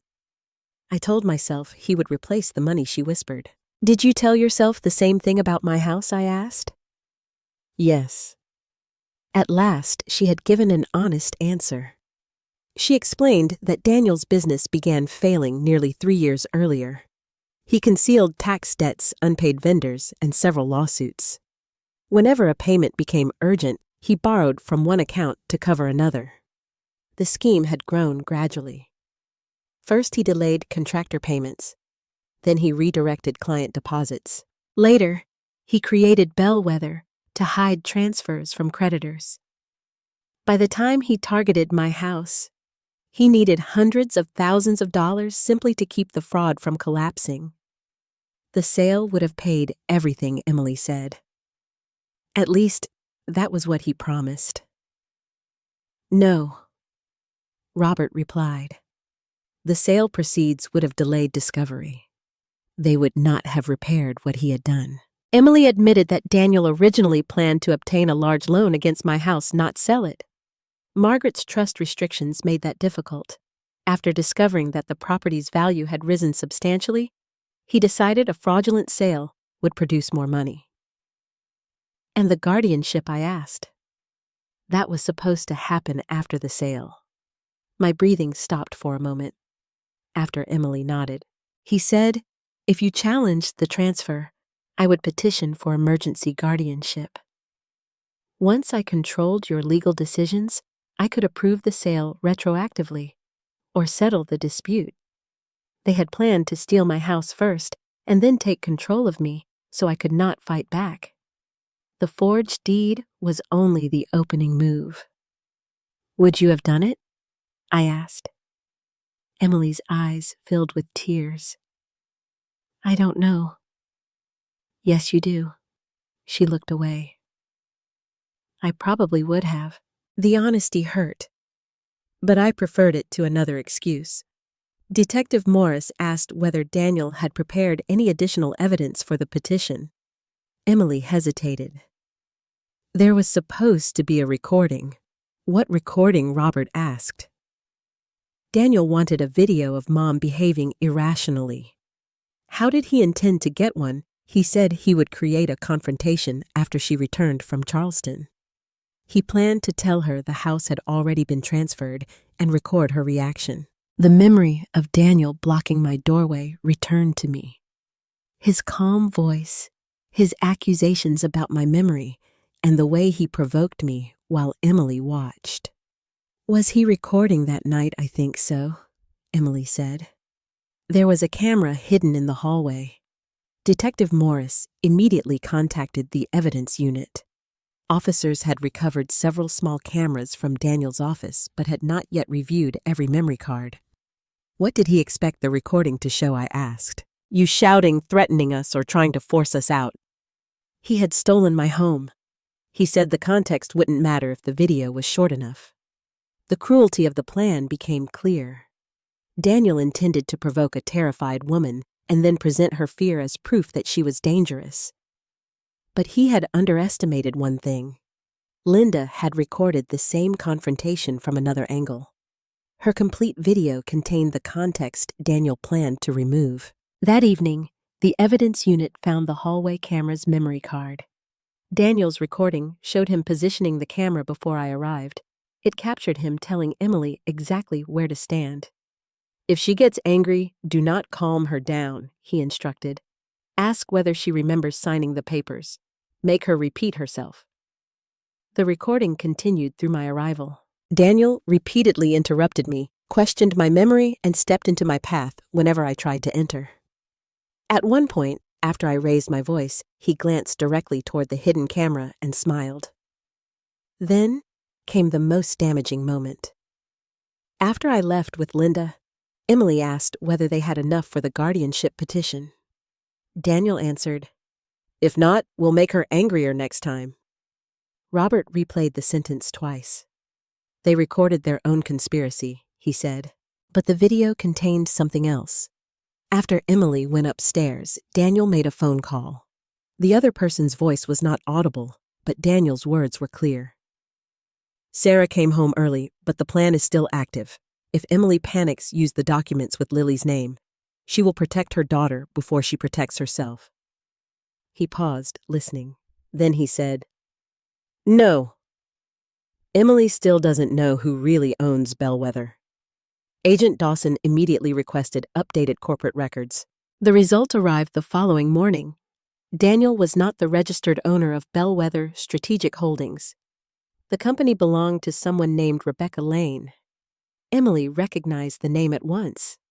Rebecca was Daniel's former business partner and the woman Emily had once suspected he was having an affair with. Phone records showed that Daniel had called Rebecca minutes after I left my house. The airline investigation revealed something even worse. Although Daniel had purchased only one ticket under his own name, Rebecca had bought a ticket on the same flight using money transferred from Bellwether. Daniel had never planned to escape alone. He had planned to leave with the woman who controlled the company holding the stolen money. And while Emily faced charges for helping him steal my home, Daniel and Rebecca intended to disappear together. Emily stared at Rebecca Lane's name on the corporate registration as though the letters might rearrange themselves into something less painful. "That can't be right," she said. "Daniel told me Rebecca left the company 2 years ago." Agent Dawson placed another document beside the first. She did leave Daniel's construction business. 3 weeks later, she registered Bellwether Strategic Holdings. And Daniel secretly moved money through her company. That is what the records indicate. Emily's face turned pale. How long have they been working together? Financially, at least 2 years. Personally, we are still examining their communications. I watched my daughter absorb the truth. She had sacrificed my home, my independence, and Lily's safety to protect a marriage Daniel had already abandoned. Yet I did not feel satisfaction. His betrayal did not make Emily innocent. It merely revealed how completely she had allowed fear to control her decisions. "Where is Rebecca now?" I asked. Agent Dawson closed the folder. Officers detained her at a hotel near the airport early this morning. She had a passport, luggage, and more than $20,000 in cash. Did she admit she planned to leave with Daniel? Not yet. She claims the matching flight was a coincidence and says Bellwether was a legitimate consulting company. Robert leaned back in his chair. Does she also claim the money from Sarah's property loan arrived by coincidence? She says Daniel described every transfer as payment for consulting services. Emily gave a bitter laugh. That is exactly what he told me. Agent Dawson looked directly at her. The difference is that Rebecca controlled the account receiving the money. The authorities had frozen Bellwether's accounts overnight. More than $130,000 remained. But records showed that a much larger amount had already disappeared through cash withdrawals, international transfers, and payments to shell companies. Some of the funds could be traced to Ruth Patterson. Some came from Daniel's other clients, and $60,000 originated from the fraudulent bridge loan secured through documents connected to my house. Can the victims recover it? I asked. Possibly some of it, Agent Dawson answered. But tracing everything will take time. The investigation uncovered a second Bellwether account at a bank in the Cayman Islands. Daniel and Rebecca had begun transferring money there 6 months earlier. That meant his escape plan had existed long before he forged my signature. My house had not created his scheme. It was supposed to finance the final stage. Detective Morris arrived carrying a sealed evidence bag containing a small black phone. This was recovered from Rebecca's hotel room, she said. She attempted to destroy it in the bathroom sink when officers entered. Did they recover anything? Robert asked. The phone was damaged, but the digital team restored part of the message history. She placed printed copies on the table. The first messages were financial. Daniel instructed Rebecca to transfer money, close accounts, and prepare cash. Later messages discussed the airline tickets and a rental apartment in Panama City. Then I saw a message dated nearly 4 months earlier. Once Sarah's property is liquidated, we'll have enough to start over. Emily will sign whatever I put in front of her. Emily stopped breathing for a moment. Below it, Rebecca had replied, "And if the old woman fights?" Daniel's answer contained only 6 words. "We make sure nobody believes her." Lily, standing near the kitchen doorway, turned away. Emily covered her mouth. "He talked about us like we were obstacles." "No," I said quietly. "He talked about us like tools. Daniel intended to use my property." Emily's desperation and Lily's clean name. Every person in the family had been assigned a purpose in his escape. Rebecca's messages showed that she understood more than she first admitted. She knew the house belonged to a trust. She knew I had not agreed to sell it. She even suggested moving me into a care facility before the transaction closed so I could not interfere. The nursing facility brochure I had found in my house had come from Rebecca. Emily read that message twice. She chose the place. Detective Morris nodded. The brochure was mailed to Bellwether's rented mailbox before Daniel brought it to your house. Emily began crying. I remembered her saying the basement arrangement was temporary until they found someplace appropriate for me. Now I understood that every option ended the same way: I would be removed, discredited, or legally silenced while they took control of the property. Did Rebecca ever come to my house? I asked. Several times, Lily answered. Everyone looked at her. I didn't know her name, she continued. Dad said she was helping with business records. She came when Grandma was at church. Emily stared at her daughter. Why didn't you tell me I did? You said Dad was allowed to have women working for him. What did she do inside the house? Detective Morris asked. She went into the sewing room. Once she and Dad looked through Grandma's desk, I remembered discovering that several drawers had been rearranged before my trip. Emily blamed Lily. Did your mother ever see Rebecca? Agent Dawson asked. Lily shook her head. She always came when Mom was working. Rebecca had not merely received stolen money from a distance. She had entered my home and helped Daniel search for documents. The evidence team compared fingerprints taken from the sewing room. Several unidentified prints found on the safe filing cabinet and forged power of attorney belonged to Rebecca. Her claim that she knew nothing about the property scheme began to collapse. That afternoon, the prosecutor questioned Rebecca again. Confronted with the messages and fingerprints, she changed her story. She admitted helping Daniel establish Bellwether and conceal money from his creditors, but insisted he told her the house would eventually belong to Emily. She says she believed you had promised the property to your daughter, Detective Morris told me. She asked what would happen if I fought the sale. Yes, then she knew there was no promise. Detective Morris agreed. Rebecca also revealed that Daniel kept a second set of records at a private office she rented downtown. Officers searched it before sunset. They found financial ledgers connecting Bellwether to at least 5 suspected victims. The office also contained blank notarized forms, copies of identification documents, and a locked cabinet filled with files on elderly property owners. Each file contained details about assets, relatives, and potential signs of vulnerability. One file was labeled Sarah Thompson. Inside were photographs of my house, copies of my medical records, and a handwritten description of my daily routine. Church Sunday, 9 a.m. Grocery store, Wednesday morning. Garden club, second Thursday. Usually alone after 7 p.m. Daniel had documented my life with the care of someone studying a target. There were notes about Linda, too. Neighbor. Interferes. Watches property. That explained why Daniel disliked her. Linda's greatest offense was that she paid attention. Another page listed ways to isolate me. Suggests Sarah is embarrassed by memory problems. Tell relatives she refuses help. Limit access to mail. Redirect calls through Emily. Encourage extended travel. Charleston had not been my daughter's thoughtful gift. It had been part of the plan to remove me while they prepared the sale. Emily admitted Daniel suggested the trip after Rebecca found a buyer willing to close quickly. Emily booked my hotel and insisted I remain for 2 full weeks. You told me I deserved a vacation, I said. You did. That is not why you sent me. Her eyes lowered. No. Did you know Rebecca was involved? I knew someone was helping Daniel with the business documents. I didn't know it was her. Once again, Emily's answer separated what she had done from the details she claimed not to know. She had understood the purpose, even if she did not know the identity of every participant.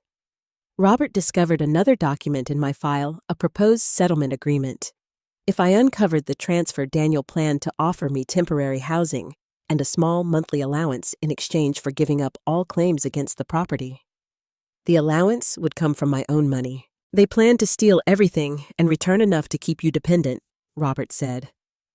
The agreement also contained a confidentiality clause preventing me from speaking about the transaction.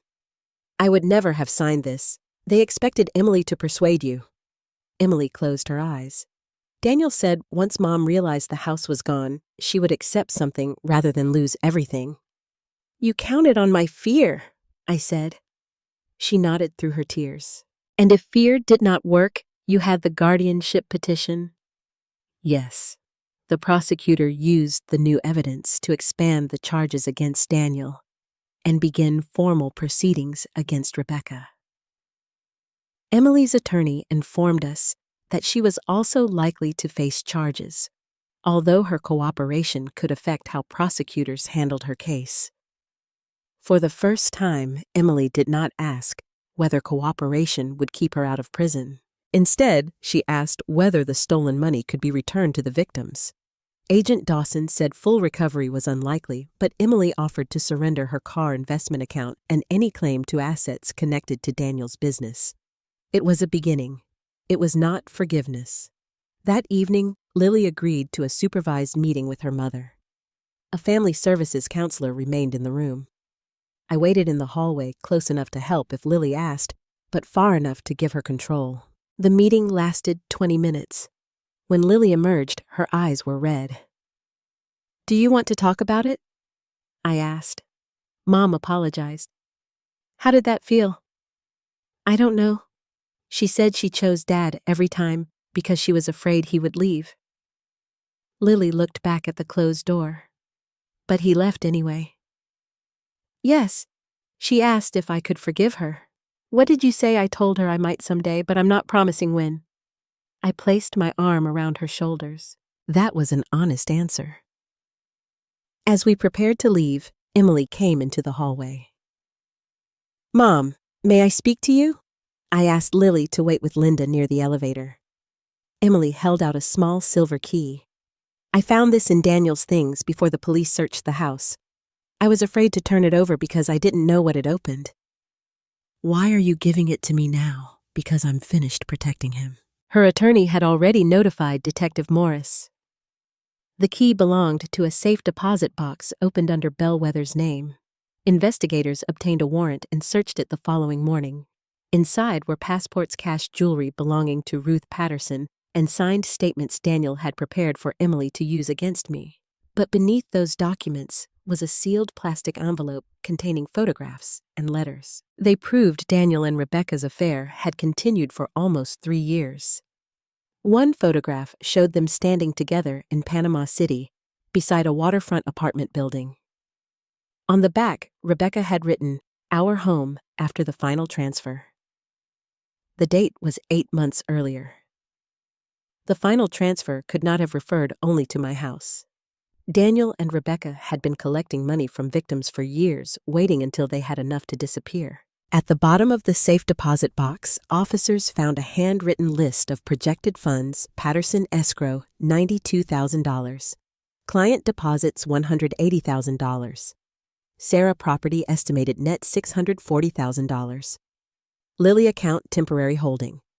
Beside Emily's name, Daniel had written liability after departure. My daughter was never part of his future. She was the person he intended to leave behind to carry the blame. When Detective Morris showed Emily the list, she did not cry. She stared at the word liability for a long time. Then she asked for a blank sheet of paper. "What are you doing?" her attorney asked. "I'm writing down everything," she replied. "Every account, every document, and every lie I helped him tell." For the next 3 hours, Emily described the entire scheme from the beginning. Near the end, she revealed one fact even Daniel's recovered records had not shown.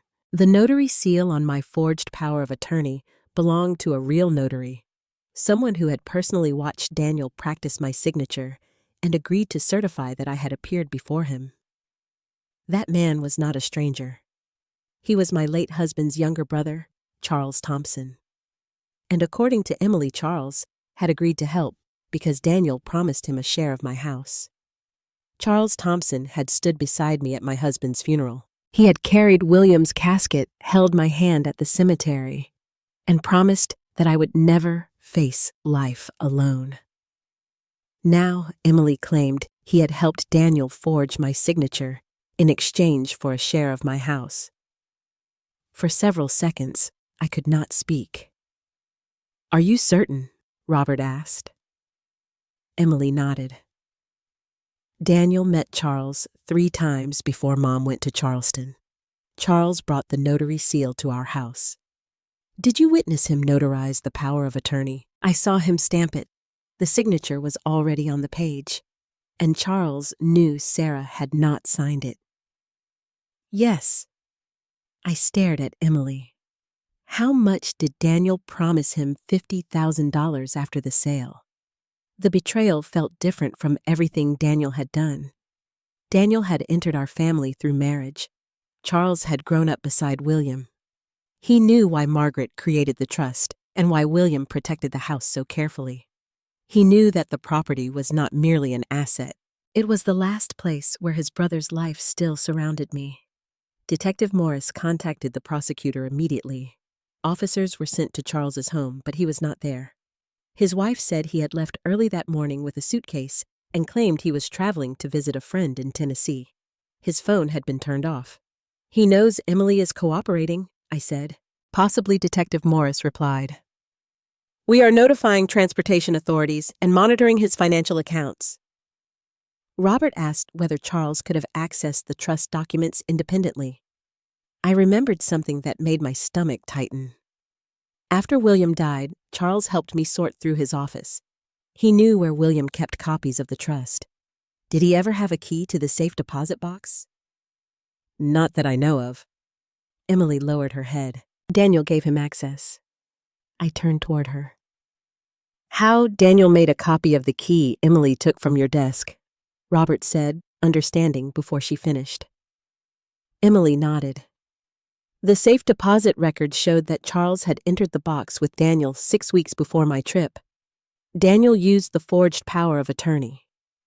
Charles presented his notary credentials and claimed he was there to verify documents for a family transaction.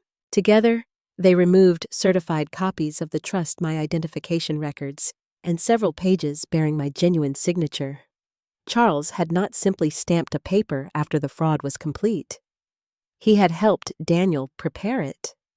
That afternoon, investigators searched Charles's office under a warrant.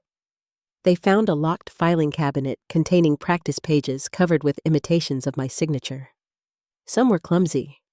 Others were nearly perfect. At the bottom of several sheets, Charles had written comments. "The first letter is too narrow. Keep pressure steady through the last name. Sarah signs faster when writing checks." I felt physically ill. "He coached Daniel," I whispered. Detective Morris nodded. "The handwriting examiner believes the notes belong to Charles." His office also contained a photocopy of William's death certificate, an appraisal of my house, and a draft agreement promising Charles 5% of the net sale proceeds. The agreement was signed by Daniel and Rebecca. Charles had trusted the same people who intended to abandon Emily. Robert examined the document. This may explain why Charles cooperated, but it does not explain why he was willing to betray his own brother. I already knew the answer. Resentment. William had inherited a larger share of their mother's estate because he cared for her during the final years of her life. Charles always believed the arrangement was unfair. Margaret later placed the house in trust for William and me. Charles received money and other property, but he never stopped comparing what he had received with what his brother had been given. At family dinners, he made jokes about William being the favorite. I had treated those comments as old wounds disguised as humor. Apparently, Charles had never been joking. His wife Janet agreed to speak with investigators. She said Charles had become obsessed with the rising value of my neighborhood. He repeatedly complained that I was sitting on a fortune while he struggled with gambling debts and a failed investment. Did he ever mention Daniel? Detective Morris asked her. Janet hesitated. Daniel told him Sarah would eventually leave the house to Emily anyway. He said they only wanted to unlock the value early. Did Charles believe Sarah had agreed?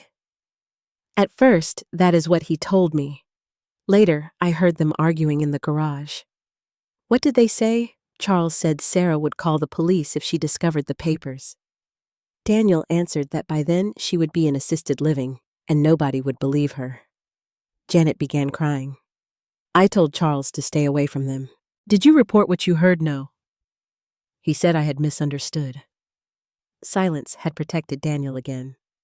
Not because everyone believed him, but because confronting the truth would have required action. Janet gave investigators access to Charles's tablet. Deleted messages showed that Charles knew about the guardianship plan, Lily's false statement, and the hidden camera in my hallway. One message from Charles to Daniel read, "Make sure Sarah appears unstable before the deed is challenged.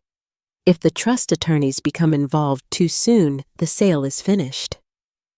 Charles had understood the legal weakness of the forged transfer. His role was not limited to notarization. He had advised Daniel on how to delay me long enough for the buyer's money to disappear. Another message revealed that Charles had contacted a distant cousin and told her I was developing dementia. He was creating family witnesses, Robert said. If several relatives repeated the same concerns, Daniel could present the story as a shared observation. I remembered receiving strange calls from cousins asking whether I was still driving and whether Emily helped me manage my bills. At the time, I thought they were being intrusive. Now I understood Charles had been planting rumors throughout the family. By evening, authorities traced Charles's credit card to a gas station outside Asheville. State police stopped his car less than an hour later. He was not traveling to Tennessee. He was driving toward a small airport in western North Carolina. Inside his suitcase, officers found $12,000 in cash, a passport, and the notary journal he had reported missing 2 months earlier. The journal contained an entry claiming I appeared before him and signed the power of attorney. But the date was the same day I attended a garden club conference in Savannah. Photographs, hotel receipts, and registration records placed me more than 200 miles away. Charles had created an official record of a meeting that could not have happened. When questioned, he initially denied everything. He claimed Daniel deceived him and said he believed I had authorized the property transfer. Then investigators showed him the signature practice sheets, the payment agreement, and his messages about making me appear unstable. His story changed. He said he thought Emily would inherit the house eventually, so no one was truly losing anything.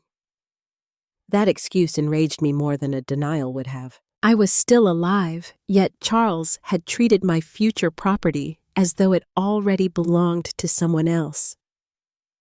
Through his attorney, he requested an opportunity to speak with me.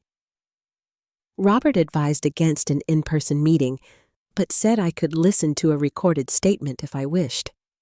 I agreed. Charles appeared on the screen in a gray interview room.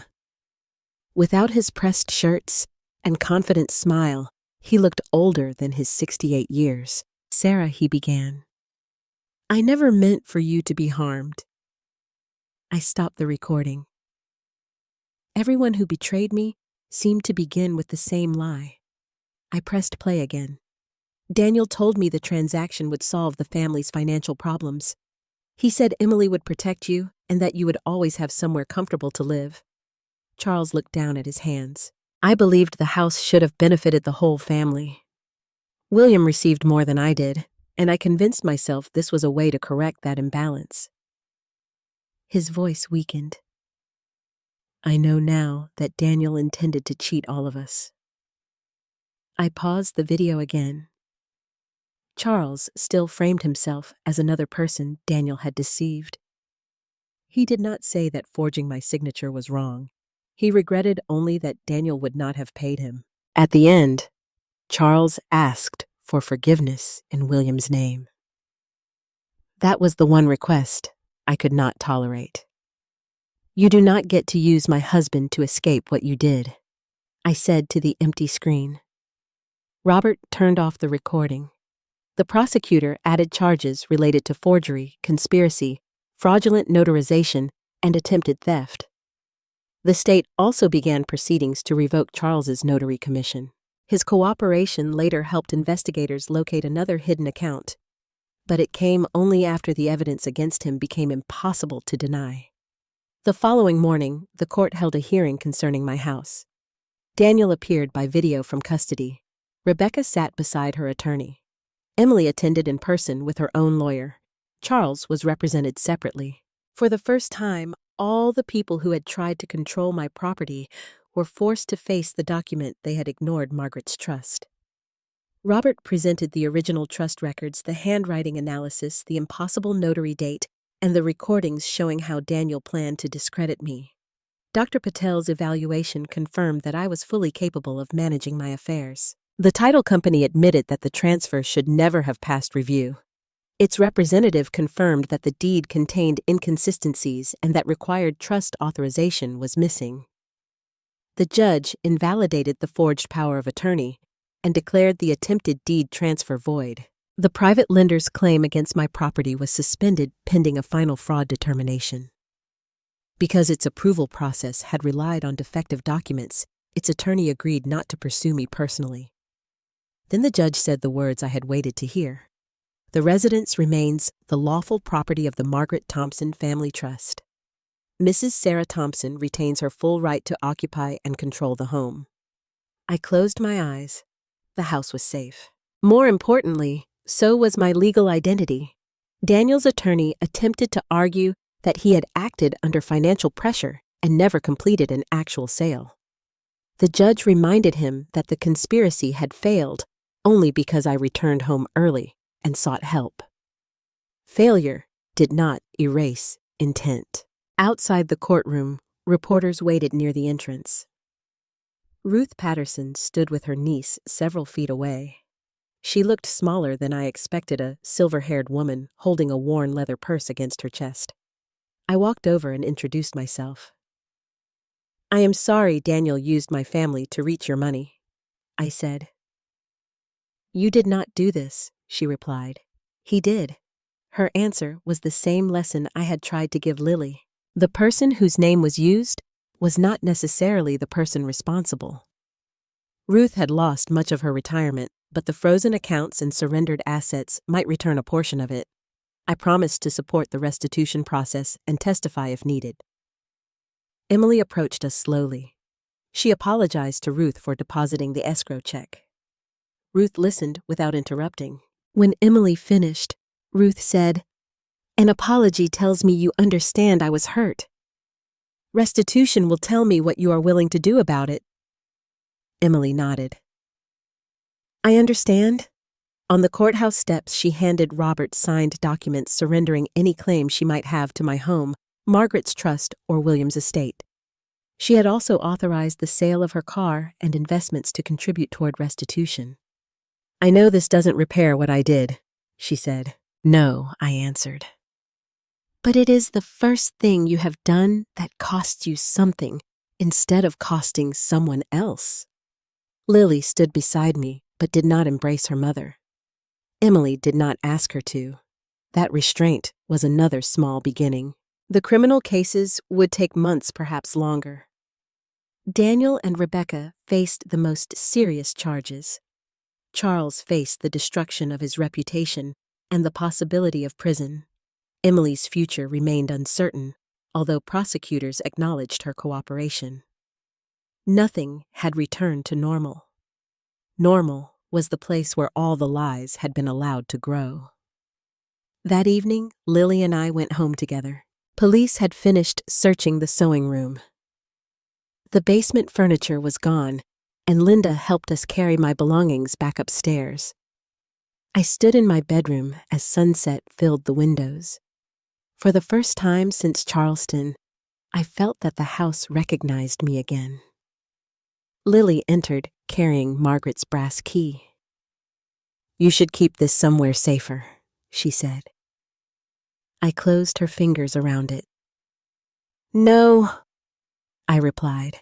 "We will keep it somewhere honest." We placed the key in a new fireproof box, along with the trust records. Robert had arranged multiple certified copies, secure storage, and alerts, preventing anyone from accessing the property documents without my direct confirmation. Before locking the box, Lily slipped a folded piece of paper inside. "What is that?" I asked. "The truth," she said. It was a copy of the message she had written behind Daniel's false statement. "None of this happened. Dad made me sign because he wants Grandma's house." Mom heard him. I looked at the brave words she had written while terrified and alone. Daniel had built his scheme with signature stamps and carefully manufactured lies. Lily had defeated part of it with one sentence hidden on the back of a page. That night, I received a call from the prosecutor. Daniel wanted to negotiate a plea agreement. He had offered information about Rebecca and Charles in exchange for reduced charges. But he had attached one condition. Before formally accepting responsibility, he wanted to speak with me face to face. He says there is something you still do not know about William's trust, the prosecutor explained. I looked across the room at Lily. After everything we had uncovered, Daniel was still trying to control when and how the truth reached me. What does he claim to know? The prosecutor paused. He says your husband anticipated that someone in the family might try to take the house after his death. My hand tightened around the phone. He says William left a final recorded message for you. Charles found it years ago and hid it. Does Daniel have the recording? We recovered a sealed digital drive from Charles's office this afternoon. Your name is written on it. Have you watched it? No. It appears to be protected by a password. What password? According to Daniel, it is the answer to a question only you would know.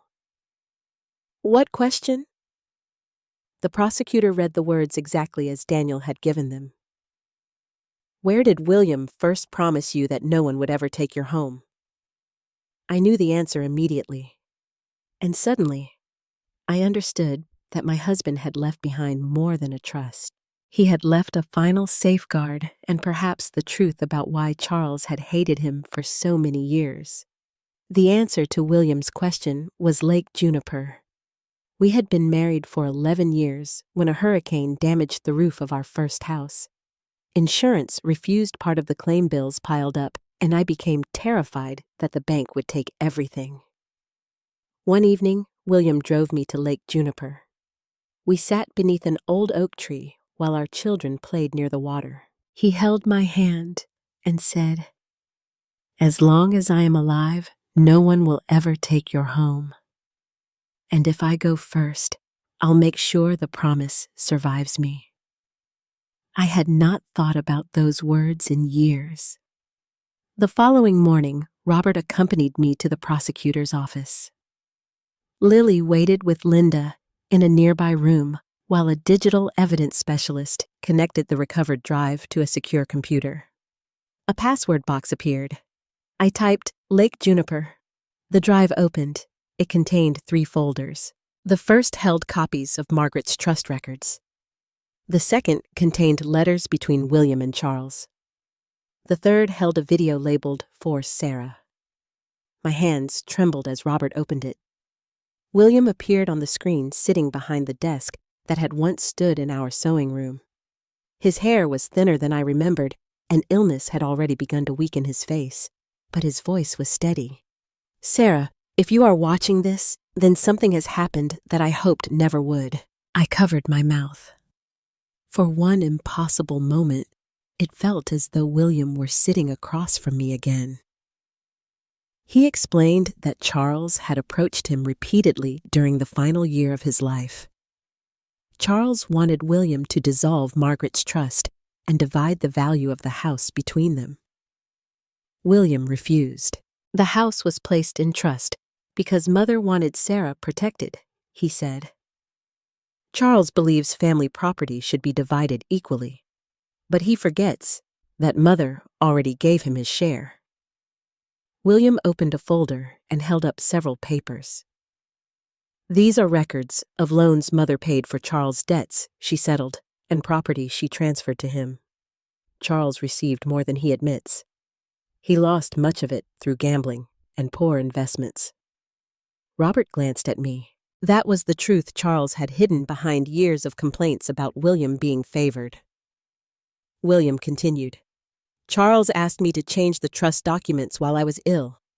When I refused, he told me Sarah would eventually be pressured into giving the house to Emily." My chest tightened. Even years earlier, Charles had been waiting for someone to use my love for my daughter against me. "I have added safeguards," William said. "No transfer mortgage or change in occupancy is valid without Sarah's direct consent and independent review by the trust attorney. If anyone claims Sarah is incapable, 2 independent physicians must examine her and neither may be selected by a family member who could benefit from the property. Robert leaned closer to the screen. Those provisions had not appeared in the copies recovered from the safe deposit box. William explained why. He had created a confidential amendment and deposited it with the law firm that originally prepared Margaret's trust. The amendment would become active if someone attempted to transfer the house through a power of attorney or guardianship petition. Charles does not know where the original is stored, William said. But he knows it exists. That was why Charles had warned Daniel that the trust attorneys could destroy the sale. He had not merely feared closer scrutiny. He knew there was another document. The video ended with William looking directly into the camera. "Sarah, you have spent your life believing that love means giving people another chance. That kindness is one of the reasons I love you. But kindness without boundaries becomes an invitation to those who mistake forgiveness for permission." Tears blurred the screen. If someone you love tries to take your voice, your freedom, or your home, protecting yourself is not betrayal. Remember Lake Juniper. The promise survives me. The video faded to black. For several minutes, no one spoke. Robert contacted the law firm named in the recording. It had merged with another practice years earlier, but the successor firm located a sealed file in its archives. Inside was the original amendment. Its provisions confirmed everything William described. The attempted transfer had automatically triggered a protective review. Any document Daniel created without approval from the independent trustee was invalid from the moment it was signed. The amendment also contained a penalty clause. Any beneficiary who knowingly participated in an attempt to seize the property would permanently lose all future interest in the trust. Emily's cooperation after discovery could affect her criminal case, but it could not restore what she had willingly risked. "She would never inherit my house." When I told her, she closed her eyes and nodded. "I understand." Months earlier, she would have argued that Daniel manipulated her, or that Lily deserved the property someday. This time, she made no excuse. "The house was never mine to take," she said. Daniel's requested meeting never happened. Once the prosecutor confirmed that the recording and amendment had been recovered, his final piece of leverage disappeared.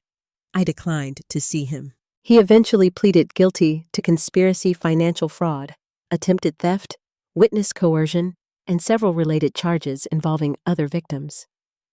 Rebecca accepted a separate agreement after helping investigators trace money held overseas. Charles surrendered his notary commission and pleaded guilty to forgery, fraudulent notarization, and conspiracy. The evidence of his signature, coaching, false journal entry, and attempt to flee made denial impossible. Emily also faced consequences. Because she had removed documents supported the forged authority and knowingly helped create false evidence, she was not allowed to walk away simply because she eventually told the truth. Her cooperation reduced the charges, but it did not erase them. The court ordered probation, community service, and restitution. She was required to attend counseling and could have contact with Lily only under conditions approved by the family court. Most of the frozen bellwether money was distributed among the victims. Ruth Patterson recovered a substantial portion of her savings. Emily sold her car and liquidated her investments to add to the restitution fund. She did not ask me to rescue her financially. That mattered. A year passed before Lily chose to spend an afternoon alone with her mother. Trust returned slowly through ordinary promises kept consistently. Emily arrived when she said she would. She stopped asking Lily to carry messages to me. She apologized without demanding forgiveness. She found work, rented a small apartment, and began rebuilding a life that did not depend on deception. I did not forget what she had done. I also did not spend every day hating her. Forgiveness, I learned, was not the restoration of unlimited access. I could release my anger without returning the keys. Lily remained with me through the end of high school. She became interested in law and said she wanted to help older people understand documents before someone used those documents against them. On the morning of her graduation, we visited Lake Juniper. We sat beneath the old oak tree where William had made his promise decades earlier. Lily carried Margaret's brass key on a chain around her neck. "Do you think Grandpa knew all of this would happen?" she asked. "No," I said. "But he knew that fear and money can reveal parts of people they have hidden for years." "Do you miss Mom?" "Yes. Can you miss someone and still not trust them?" I looked across the water. You can love someone and still refuse to let them harm you. Those truths can exist together. When we returned home, Emily was waiting on the porch with a graduation gift for Lily. She stayed outside until I invited her in. A year earlier, she had entered my home as though my love gave her ownership of everything inside it. Now, she understood that an invitation was not an inheritance, and forgiveness was not permission. That evening, the three of us ate dinner at Margaret's old table. We were not the family we had once pretended to be. We were something more honest. Before going upstairs, Lily placed William's recorded message inside the fireproof box. Beside it rested her handwritten denial, Margaret's trust, and the brass key. 3 generations had protected the truth in different ways. Margaret used a trust.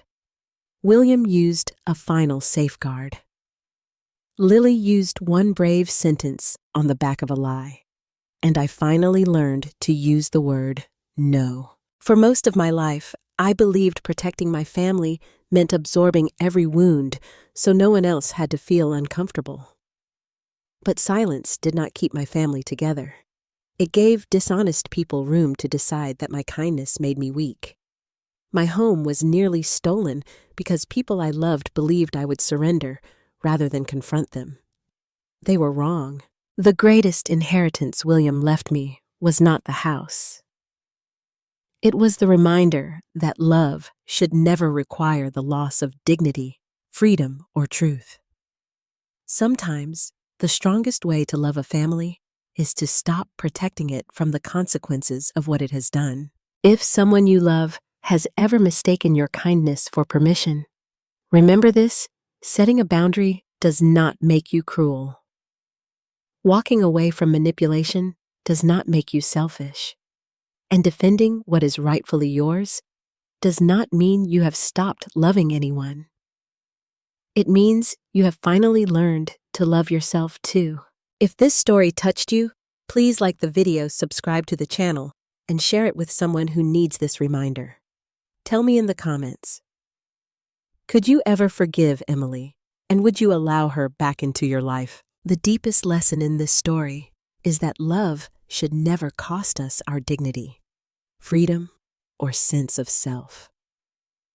For many years, Sarah believed that keeping her family together meant remaining patient, forgiving every betrayal, and carrying the pain in silence. But silence did not create peace. It simply gave dishonest people more room to misuse her kindness. There is an important difference between forgiveness and permission. We may forgive someone so that anger no longer controls our hearts, but that does not mean we must restore their access to our lives. We can love a person and still refuse to trust them. We can miss someone and still recognize that their presence is harmful. Healthy boundaries are not acts of revenge. They are acts of self-respect. This story also reminds us that true repentance requires more than tears or apologies. Emily did not begin to change until she stopped making excuses and accepted consequences that cost her something. Words can express regret, but lasting change is revealed through honest actions, restitution, patience, and promises kept over time.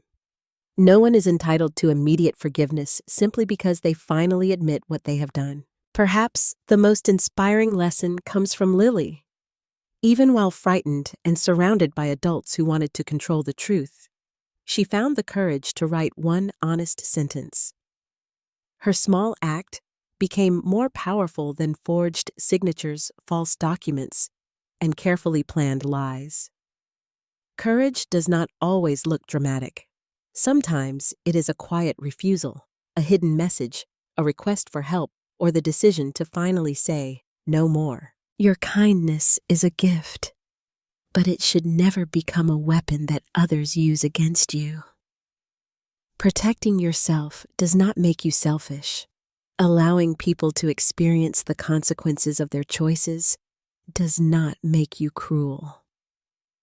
Sometimes the most loving thing we can do for ourselves, and even for those who hurt us, is to stop rescuing them from accountability.